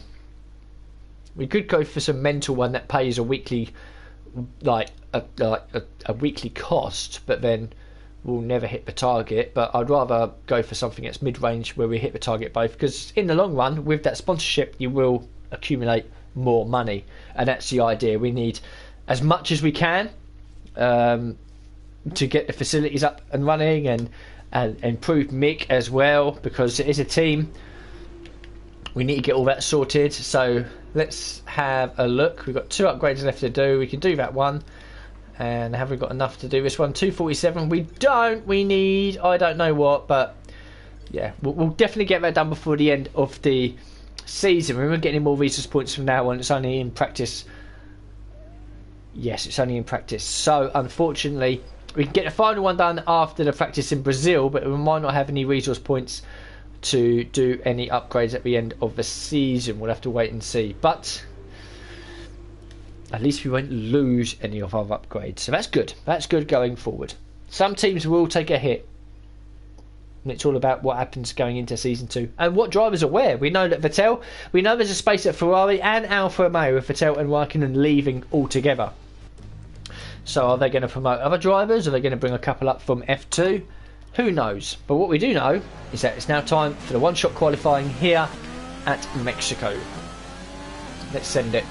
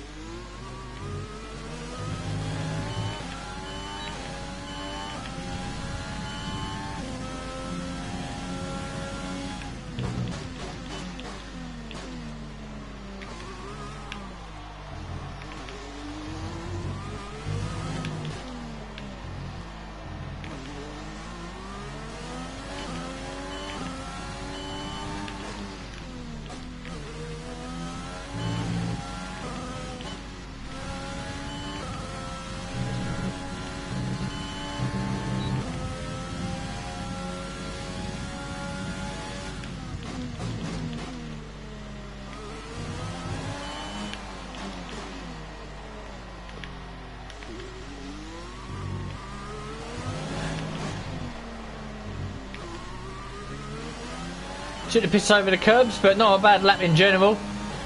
And I think it might be P15 on the grid, so we might not get driver a day for this one if we go backwards. But that's probably the best qualifying we've done all season so far. Admittedly, we're taking the piss over the curbs and the track extending a little bit, but screw it. We're all ready for tomorrow's race, but We'll take a 15th. Let's have a quick look at those. Yeah, we'll have a scan down. Yeah, fair enough. Or imagine if we sneak a point here. Or if we sneak a point here, 8th in the constructors. Think of all that extra prize money. Day to day. Let's have your take. What do you want? Have updated their cars for next season's regulation changes. Where do you think you'll come out?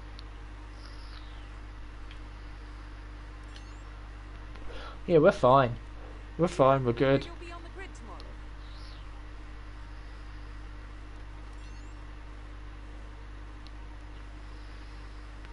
Appreciate your time. I'll take a 15th. The way we are at the moment, I'll happily take a 15th place. Just hope we can do a decent result in the race.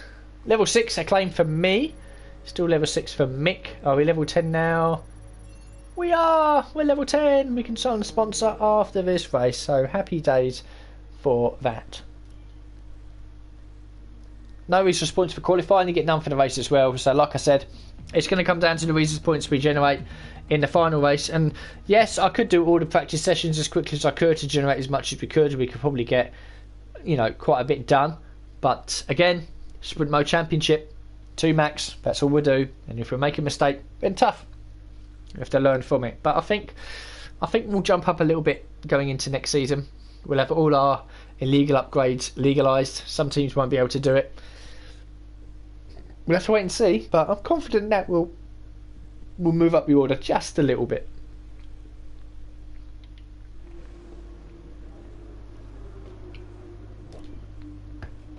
So then, straight to the race.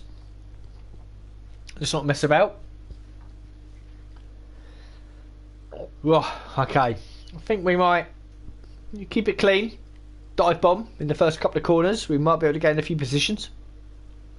Who knows, we might find ourselves inside the top 10. And then it'll be a case of defend for 5 laps.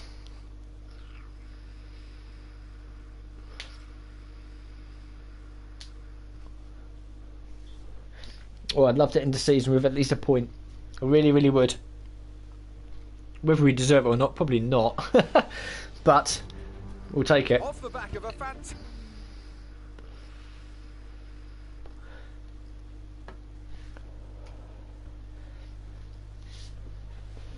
Okay, here we go. Round 9 of 10 in the first season of the Sprint Mode Championship.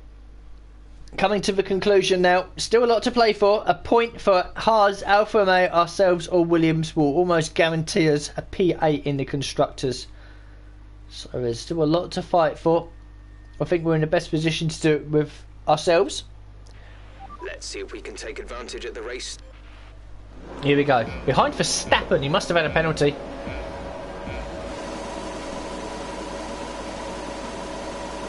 Lights out and away we go.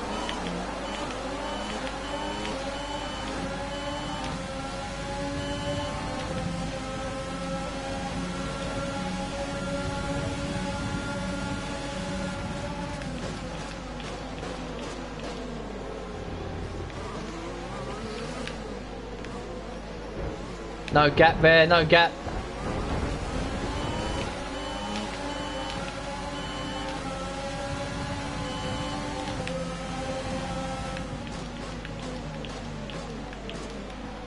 Ugh.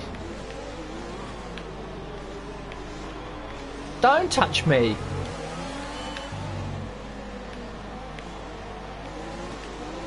Great first lap. Keep it up.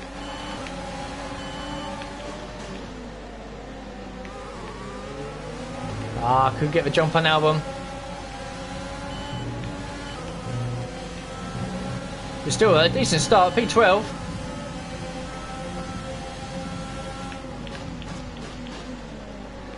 If we can hold on to it, it should be difficult. It'll definitely consolidate our position in the Constructors, and it might even jump us ahead of a couple of teams.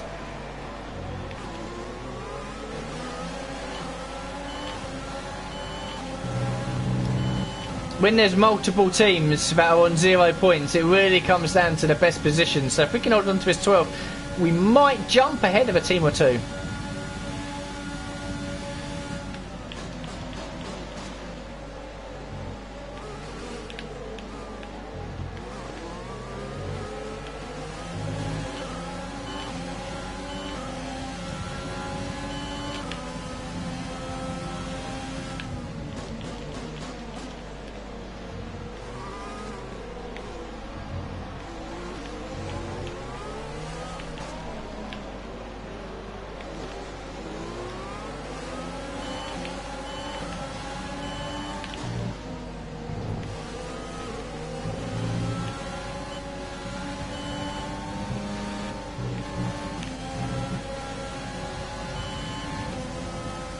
Best chance I've got, I think, is into the hairpin here for the stadium section.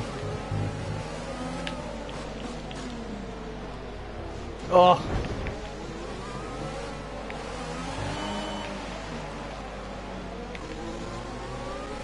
Good job, nice overtake. Yes, give me that confidence. DRS will be enabled this lap. You can use it when within 1 second of the car ahead and in the DRS zone. There's P10, I can see P10.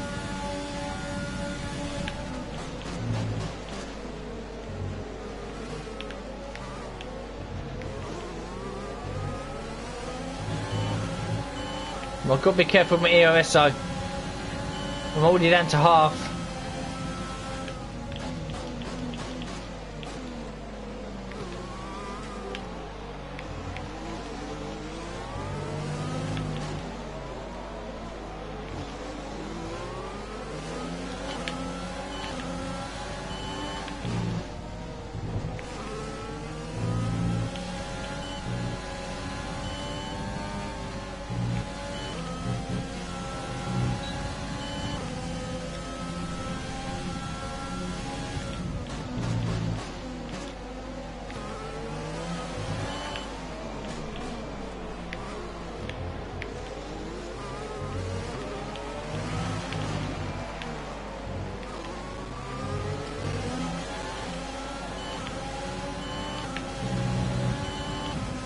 Increasing the gap on the car behind by 0.5 per lap. Oh, we're just... Yeah.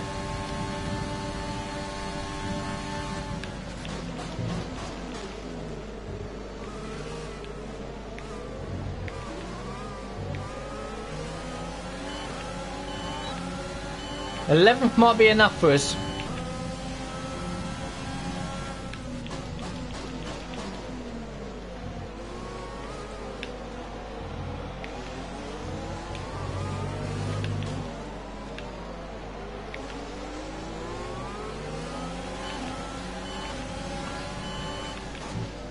It's Haas and Alfa Romeo ahead of us at the moment in the constructors. I don't think either of them have had an 11th place finish yet. Oh, that was a bad line through there. Okay though, the other one's not a threat right now. And we'll gain time through here.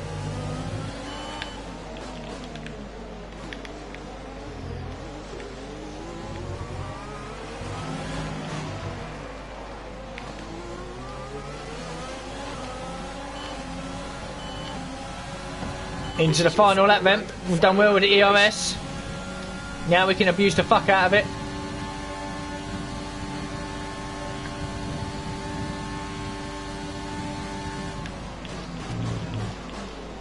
What I need Ocon to do is start battling Kvyat.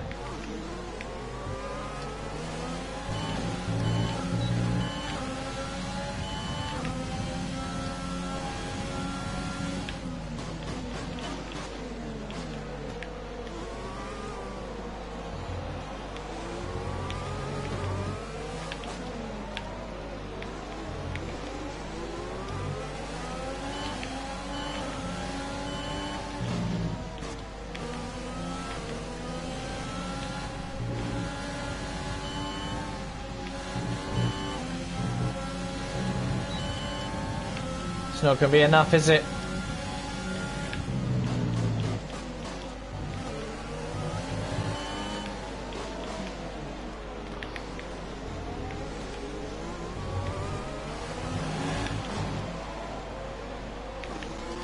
Oh, it's going to be a P11, Mo. I'll take it. That might just be enough to move us up the constructors. I reckon at least one position. I reckon at least one position up. And that could be the difference between, hey, driver of the day, in comes the bonus. That could be the difference between like 10 million and 15 million, just moving up one position. Oh, that was a little bit sweaty there. I like Mexico. Alright, Austria, Mexico. I'm going to have to write that down.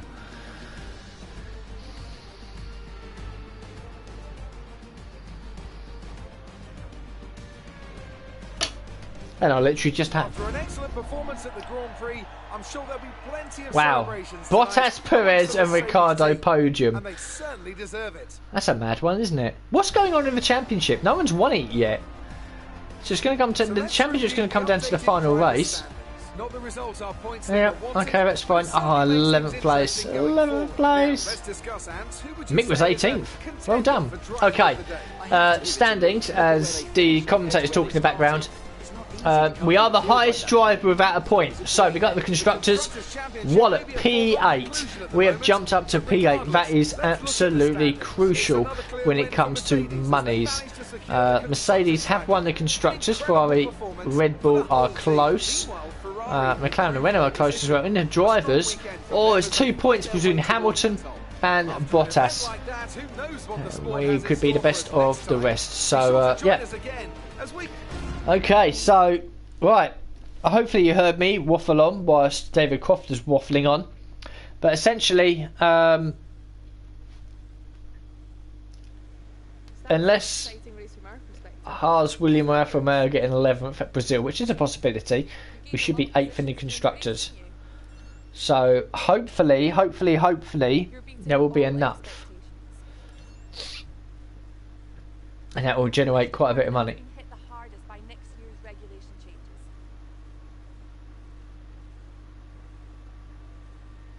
Oh, whatever. Yeah, fine. That's fine. Yeah, blag it on a durability department. In fact, we've made no upgrades whatsoever to the durability department. So it's like, yeah, they've been hit hard because they've had fuck all to do. I don't even know. Could I shut down the facility? I'm gonna have to look at that in a minute because I've got absolutely no interest, less than no interest in doing anything on the durability because I don't think we need it right now. There's all your claim. The cash has come in, so 450 grand, very nice. Let's have a look at the facilities department. If it's cost me a little bit of money to run the durability department, we'll just close it down because I'm not planning on doing anything right now.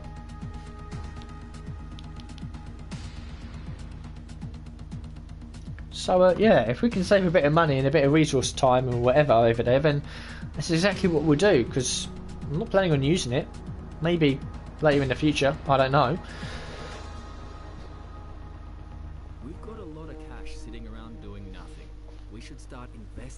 Shut up. Facilities, durability. So it's cost me, we get 20 resource points, but it's cost me 5,000. I mean, 20 resource points a week is, $5,000 a week is nothing. You know, we're making loads of money anyway. We'll just keep it. It's fine. We'll just keep it. Okay, we've got some activities that we can do. Simulated training to improve mix experience. Second driver PR filming brings in a bit of cash. Load of acclaim for Mick. Supplier HQ tour brings in some resource points and a load of acclaim for the team. Yeah, we'll do that as well. Okay. 407 resource points, so we definitely got enough now to get this done. There we go. So we're now legalised for the next season. I don't know if we can do any upgrades going forward. We'll just have to wait to see. Everything else is fine. We can sign now a new sponsor. Earn driver of the day. Answer at least 2 interview questions. So weekly income. That's always the important one. The gold bonus has gone up quite nicely as well. So we need something relatively easy.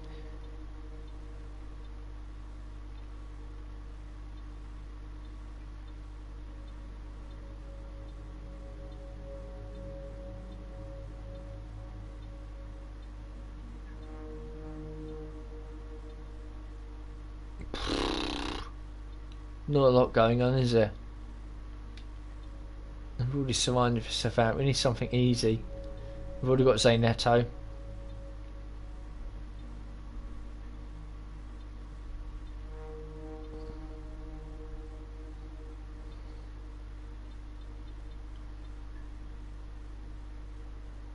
I mean, that's easy money, but I want something. I want something easy. I mean, that's 136, and that's easily done. But some of these up here are like 220 with satellite.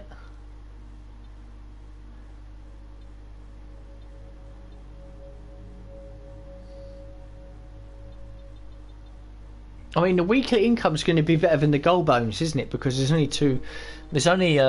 10 races.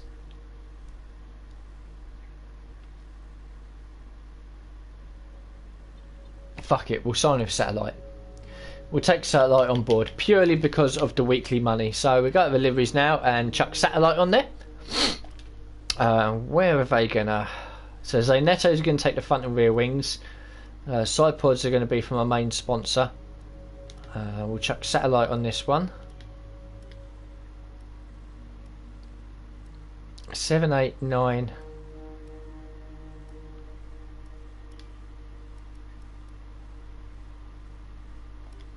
That's a crap sponsor. I want them nice and big. There we go. Cool. So the car's got some sponsorship on it now. Looks quite nice. Yeah, very good. Okay, right. So everything is looking hunky-dory. Simulated training comes in. General durability, that's fine. Second driver PR filming. Weekly resources and running costs. Supplier HQ tour. Okay, we've had the new parts come through from the fabrication process. We'll have them with us for the next Grand Prix. Happy days. So we'll go to the final race weekend. We've got loads of money in stock. We'll have a look at contracts then. So yeah, his stats are improving. Definitely his awareness now up 61. So he's slowly getting better. So that's fine. Sponsorship, we all know that's good. We've got a goal bonus of 5.5 million coming in at the end of the season. Probably another 10 million from prize money. So that's 15 million. So we'll be probably close to 30 million by the time this season ends, which is good. Resource points we'll have to wait and see. So we'll go into the race weekend. I'm going to take a quick restroom break. I'll be back with you guys in a minute or two for the final race of season 1.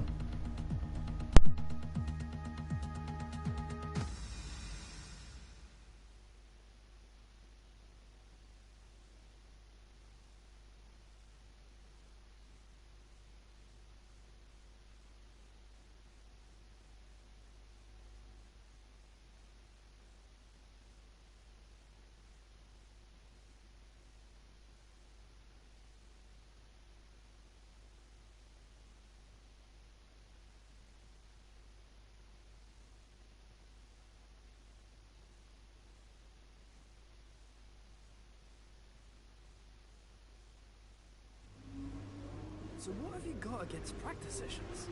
Even if you're confident in your setup, these sessions are still useful for development data.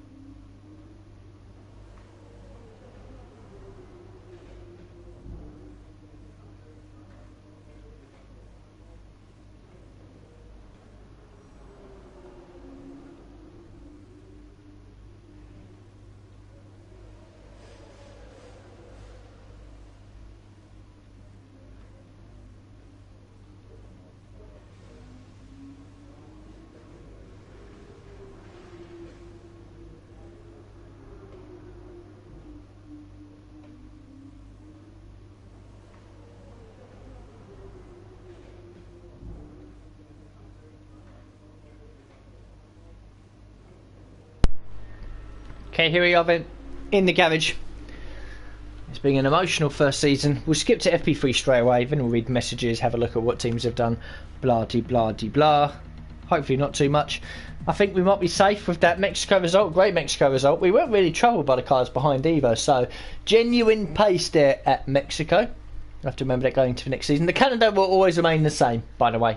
So if you're looking for a spoiler, it's not happening. It will always remain as the same 10 races, because I quite like the 5 blocks of 2 You do 2 races, have a break, get some more money and resource points in, get some updates on the car, do 2 races back to back, and then carry on like that. So the calendar will never change.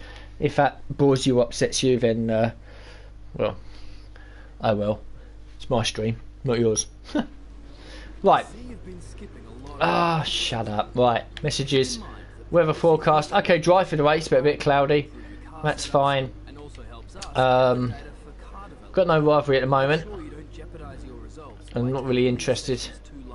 Shut up, Kyle. I don't care. Right, we've got nothing in progress. We absolutely know that. Progress history. Let's have a look. Yeah, some teams have made some upgrades. We're just ahead of Alfa Romeo at the moment. Williams have had a little one.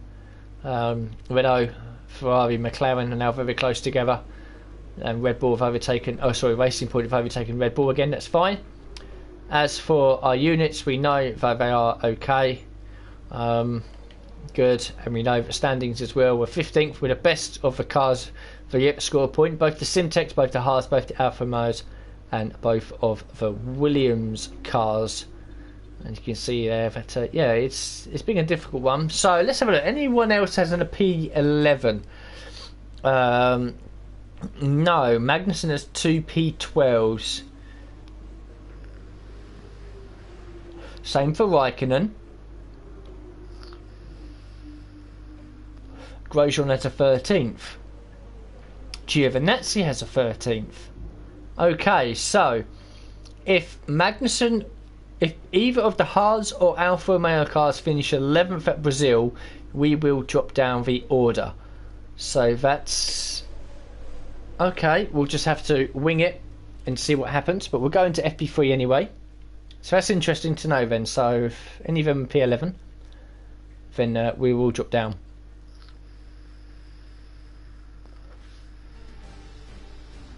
And it has to be a P11. If it's a P12 or anything like that, it doesn't matter. We've got a leak in the hydraulic system. Oh, shut up. It's going to be a few minutes before we can get you out on track. Whatever, don't care. Okay, I do have Brazil set up, so we'll slap that on the car. Where is it? Brazil in the Haas. Pretty sure this is a decent little setup for me. We'll run it. Hopefully it'll be okay. Very aggressive. Fuel management, we'll do that first. And then we might do the ERS one after that as well. Not confident about the tyre management one around here. It is very tricky to do. Just going for the ones that are traditionally the easiest ones to do, but of course we've been caught out a few times. Mexico being one of them where we can do the ERS one. We're testing fuel management here, so try to lift and coast going into the corners. Don't be too aggressive on the power, but remember, Jesus. you still have to beat the minimum lap time. Okay, stay off curbs.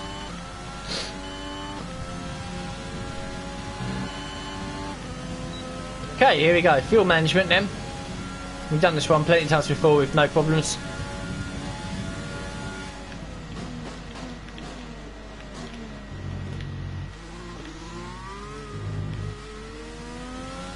That was a wild line into turn 1.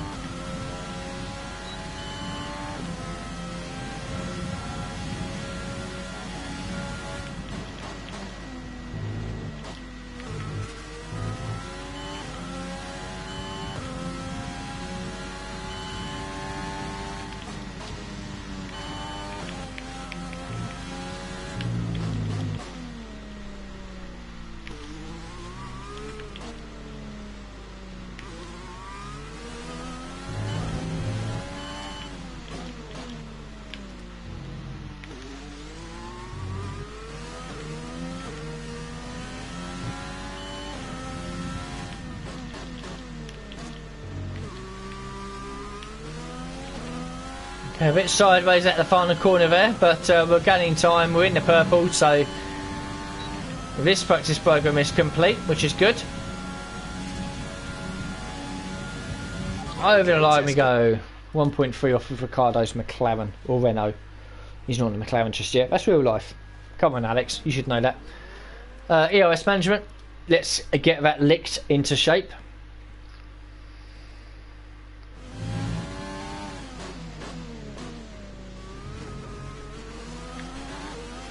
In In this program, we're looking at ERS management. This is all about managing your battery efficiently throughout the lap to hit your target time. The overtake button will drain the battery quickly, but it will also give you maximum power. Okay, this should be relatively straightforward as well. I know I can ERS it.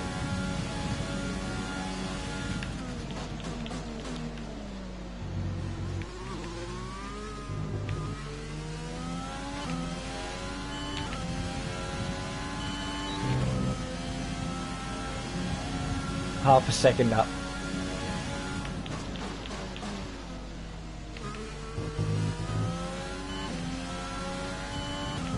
And then save through the second sector. And then if we need it, quick boost along the back straight, or the main straight I should say.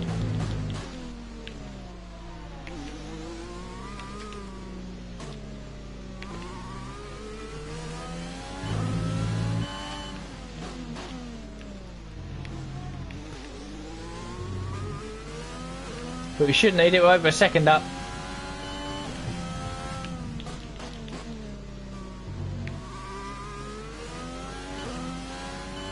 Yeah, nicely done.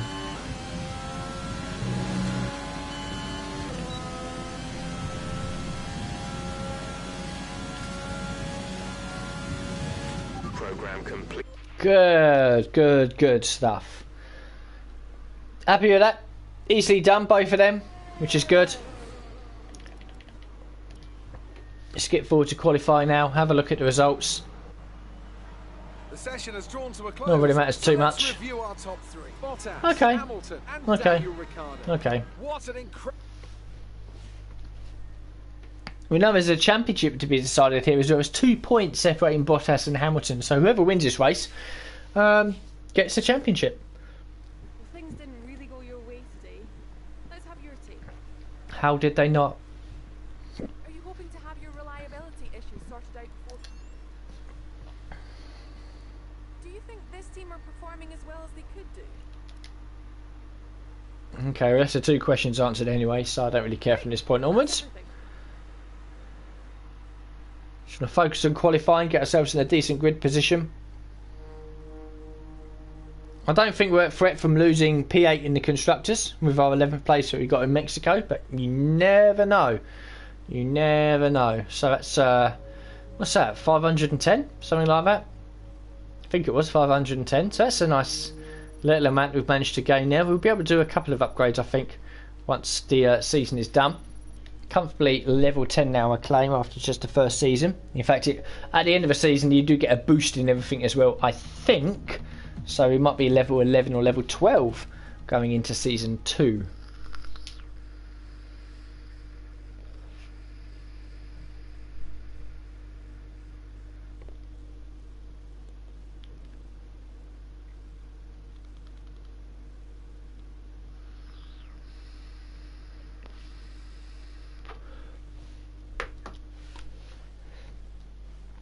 Here we go then, the final race of season 1.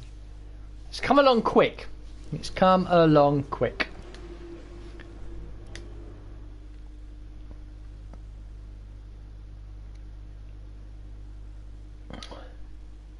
It's the one-shot quali. A lot of pressure to try and nail a decent lap. Struggled a little bit. Of course, I could just bum it, qualify last, and then have a decent race and pick up driver of the day, but I'm not about that. Try and secure the best position we can. Full send for the final time in season 1.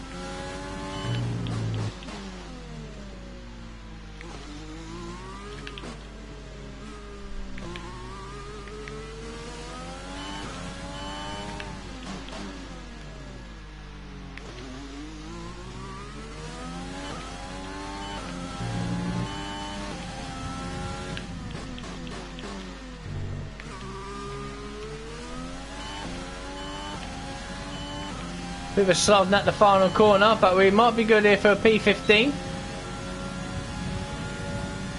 At least. I'll take it. Yes, P15.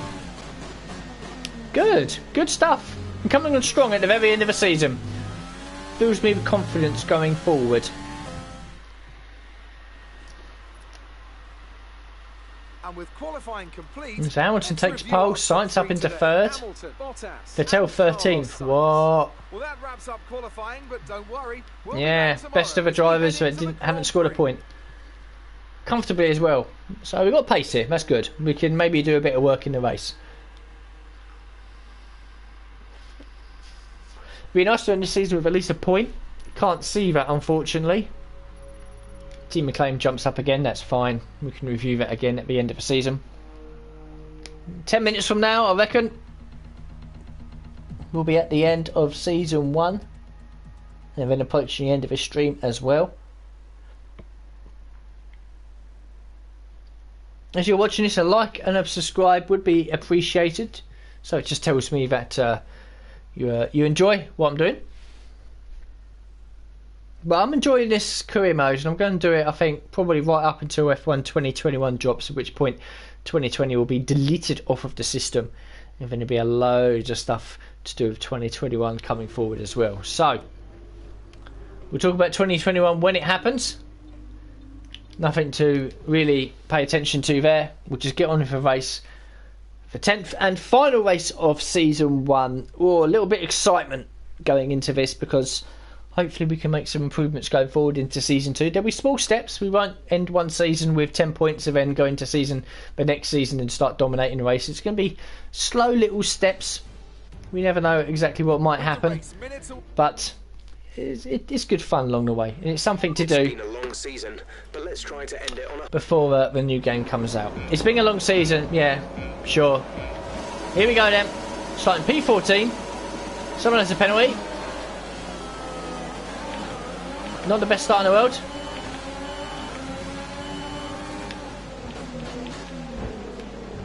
Do we have any damage? A little bit of wing damage, but we can carry on with P9. Somehow.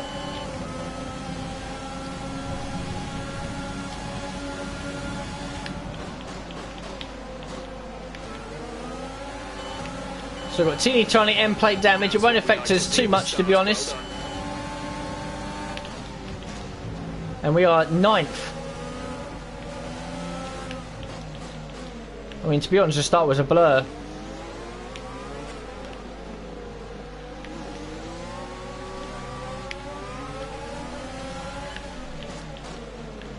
Oh, I've been nudged.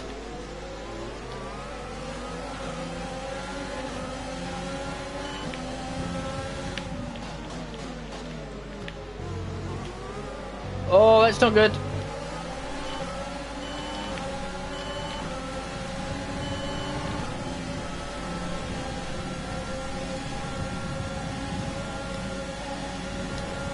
Oh, the EOS saved me there.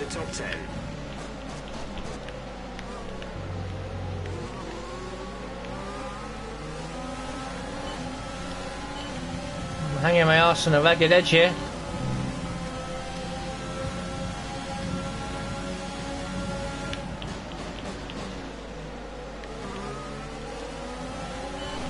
Got both the Red Bulls behind me and I'm 9th. How does that work out?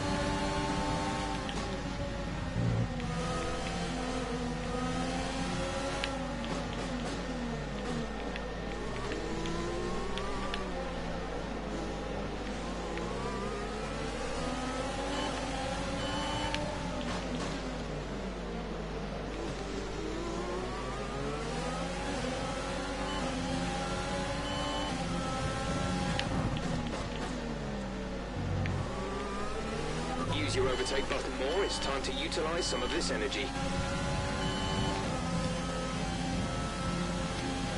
Feeling good though. This could be... yeah, we could end up P9 here. DRS is being enabled this lap. We can use DRS when you are within 1 second of the car ahead and in the DRS zone.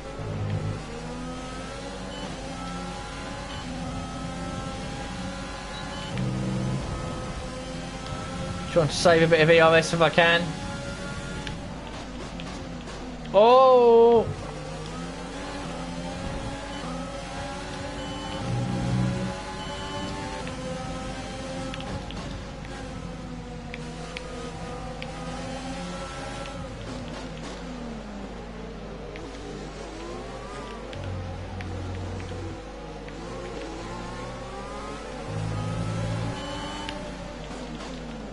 We've got Albon, Bottas and a Ferrari of Vettel behind me as well. Jesus Christ!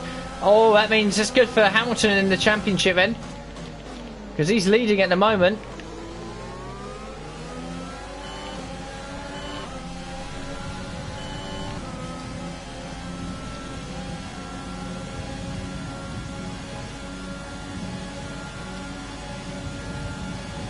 The car behind is gaining on you by 0.5 a lap.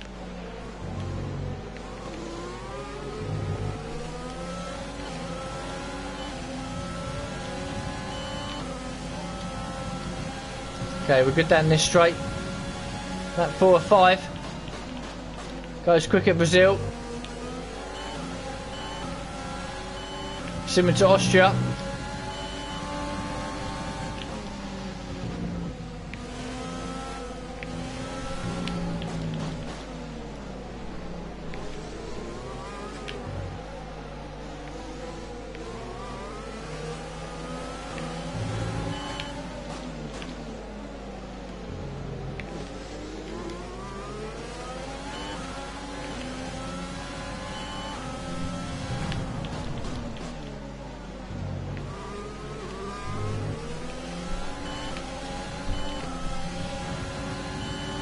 I'm not talking much, I do apologise. Here you go then, the final lap of season 1. This is your final lap of the race. I've got a Red Bull, a McLaren, a Mercedes and a Ferrari behind me here. Yeah, battling though, that might help us. Okay, I've got no ERS left now. I've got to save for the final straight, the final push.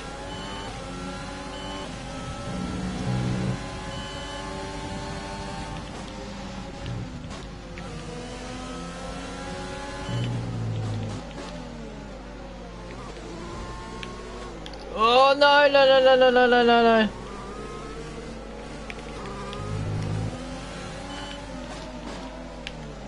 What saved me there was the fact that they've been battling. Oh, I'm still in rich mix. That will have something to do with why I'm getting snap oversteer. The gap to the car ahead is 3.1 seconds. Smooth out the final corner. Gun ERS all the way to the line. Hamilton wins the race and the championship. But we are going to score our first point here. It's just a point, but I will take it. To us, that's a victory. That confirms P8 in the Constructors' Championship, and that's my first point in the career mode. Took us 10 races. I'll take it though. Driver of the day, more money to us. And why not? Scored our first point. Simtek's first legit point as well. GG Hamilton. Took him to the final race to do it. And Bottas's penalty clearly helped him. Hamilton wins the championship. Mercedes win the Constructors. Simtek confirm 8th place on 1 single point. But I'll take it. That point to us has given us an extra probably 5 or 6 million. And that is all good going into season number 2.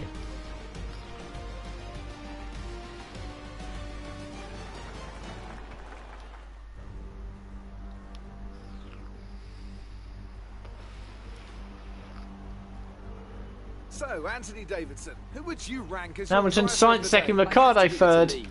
Well done for all of them as well. And we take a point.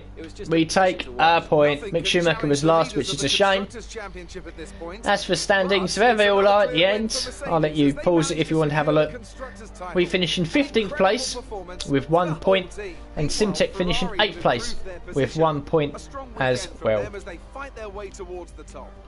It's good to end the season with a point. You'd have been, you know, I thought to myself after doing the first stream, I said it's going okay, but there's been some dodgy races and the progress from the team and all that. It's not looking great, but I'm sure you're pretty yeah, happy with that.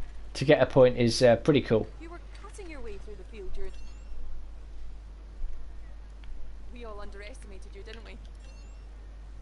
When we're instinct, great things can happen. More like dodgems than... Well, we won't answer that one because it doesn't do anything for us. Appreciate your time. Yeah, no worries. See you next season. Oh, we get a point in our first season. 2 very strong races at the end there, 11th and 10th I think it was, so we'll have to remember that going into next season. So here we go then, so up to level 7 for us, level 7 for Mick, 26 combined for the team, should be comfortably into level 11. Indeed it is. Now we look at the money side of things. Yep, that's all good, 477.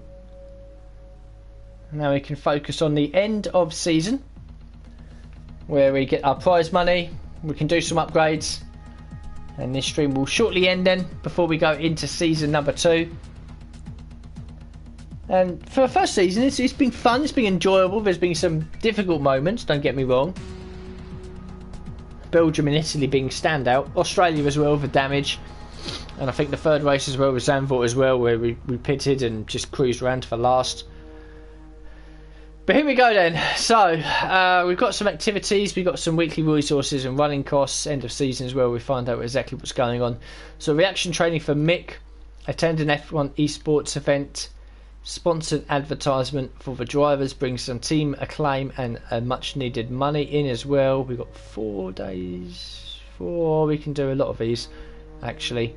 A funded team event away, a sponsor event, and a chassis team building as well. We won't do that because it generates nothing for us. Okay, that's fine. So the facility side of thing, well, we'll see exactly how much money we've got left at the end. Same for the R&D vehicle corporate side of things. We don't need to change anything around here as well. Final standings then. So we'll have a look at the season results then. I'll just scroll down. So it got better towards the end with 11th and a 10th. And yeah, so we managed to pick up 8th in the constructors with a point at the end of the season. So we'll advance the time now.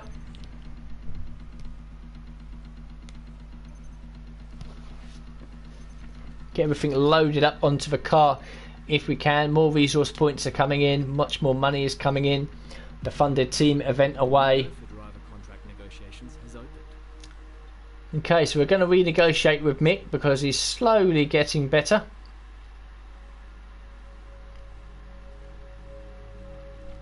And again, at this point, I'm going to go back to my first stream that I did with Mick. And we'll just have a quick look here and see what's going on. So, as it stands, his experience has gone up by 3. His racecraft has gone up by 3. His awareness has gone up by 3. His pace has gone up by 3. So, we'll go low risk with Mick Schumacher. So he has improved, although not as quickly as we probably wanted to be honest with you, but it doesn't matter. He's confirmed, he's signed, it's all good in the hood. So we can move on now. Just sponsor event, a press interview. Do we have to do that, or can we skip in advance? We can, that's good. Weekly resources come in. And now the end of the season, which we'll do very, very quickly. We'll finish the season. By organising some team activities. Head to the activity screen to see what we have available. So hopefully now we find out exactly everything that happened at the end of the season, get the money, everything like that, and then do some big old upgrades before we start season number 2. So our claim goes up quite a lot. Look at that, up to level 9. Mick Schumacher's goes up to level 8. The team acclaim should be at least level 12. It is well into level 12. Here comes the money. So what do we get for the end of the season? 6.16 million and 10 million from prize money. 16 million we claim in the end. We've now got nearly 30 million in the bank. And the final season complete. 15th in the championship with 1 point. Mick did not finish last. 21st with 0. Hopefully we can improve going forward. So we've got nearly 30 million in the bank now, which is good. We can hopefully improve Mick Schumacher a little bit as well. Get some more facilities on the go. Get some more R&D on the go. We'll change the livery a little bit as well, but I'm going to keep it mainly purple and blue going into the second season because that is Simtek's colours. and hopefully we can make a slightly better start to season 2, and hopefully make just a little bit more progress. So we'll keep the character the same, that's fine. Team details, that's all good. We'll keep this sponsor for extra money. We might change the engine a little bit. We've signed with Mick Schumacher, we know that. Performance and durability, we're going to need to be a bit higher if we can. Ferrari and Honda are exactly the same now, so the performance and durability has gone down a little bit for whatever reason. Mercedes, we could go Ferrari or Honda, just for a little bit more oomph. I mean, we could go with Mercedes from now on, to be honest with you, and just get the best engine out there. We might as well just stick to it. As for sponsors, I think we'll stick with this sponsor that we've had before for the second season at least. So we'll confirm the settings. Livery select, we might as well have a little play with that now and just get all this done. Where is it? It's this one here, isn't it? It is. So we'll edit this one.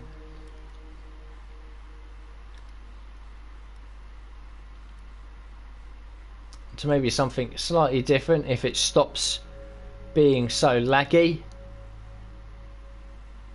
Yeah, we could do this one. Come on, stop being so laggy. So the yellow is going to be purple at 180 and 100. The white is going to be blue.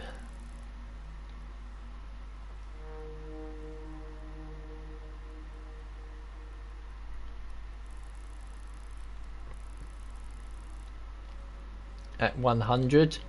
Oh, hello. Oh, hello. I've got... Oh, what's happened here? Oh, it's so laggy on this screen. I don't know why. No, back out of this.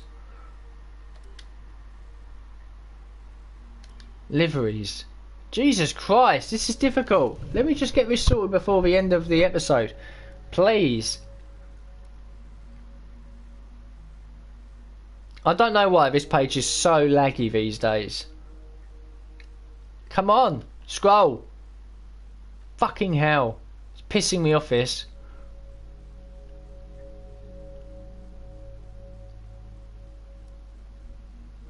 Oh, it's so laggy. The blue, the black can be purple as well at 180 and 100, and then blue again, 180 and 100, except equip. There's our new livery. There it is for you.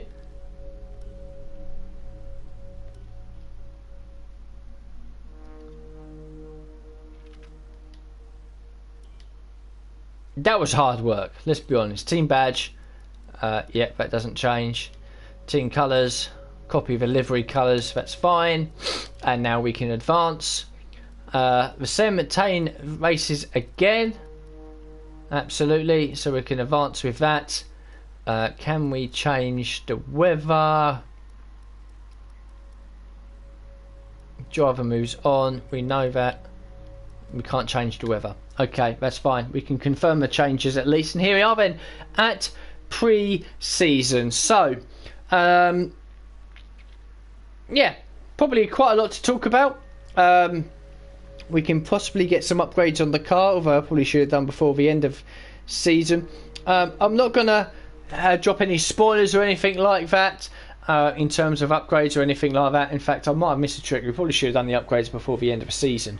We might have shit out a little bit there. But we've got some money to spend on facilities, which we couldn't have done before the beginning of this season, but it should be before the first race of the season. Hopefully some R&D work as well. We can have a look at what drivers have moved to what team. We can have a look at Mick Schumacher's progress. We can have a look at the team comparisons work, see which teams have done well, broke even or done badly due to the regulation changes, and we can focus on going forward for season 2. But that is season 1 over and done with. Thank you very much for watching this episode. If you have dropped in and out at various points, or if indeed you do watch it back after the live stream, as I've said before, a like and subscribe would be very, very appreciated. Drop a comment as well on here. I don't have that many subscribers, so your comment won't get lost with everything else, and I will react to it if I do need to. If you want to follow me on social media, I'm more active on Twitter than anything else, and it is my same name as I get for PSN, so Alex Lilliart. Do drop me a message on there or a follow or anything, and just say thanks for the video, I really enjoyed it. I do appreciate it, and hopefully you guys all keep well, keep safe with everything that's going on in the world, of course, and I'll be back with the beginning of season 2, maybe not tomorrow, maybe in a couple of days, who knows. It depends how tired I am in the morning more than anything else. It is now nearly 10 o'clock in the morning and I am tired and want to go to bed. But I'm enjoying this, and I think I will definitely continue this on until the beginning of F1 2021, or until we win the championship. So, which is probably still a little bit way off at the moment. But thank you very much for watching, and I'll see you for the next episode very soon.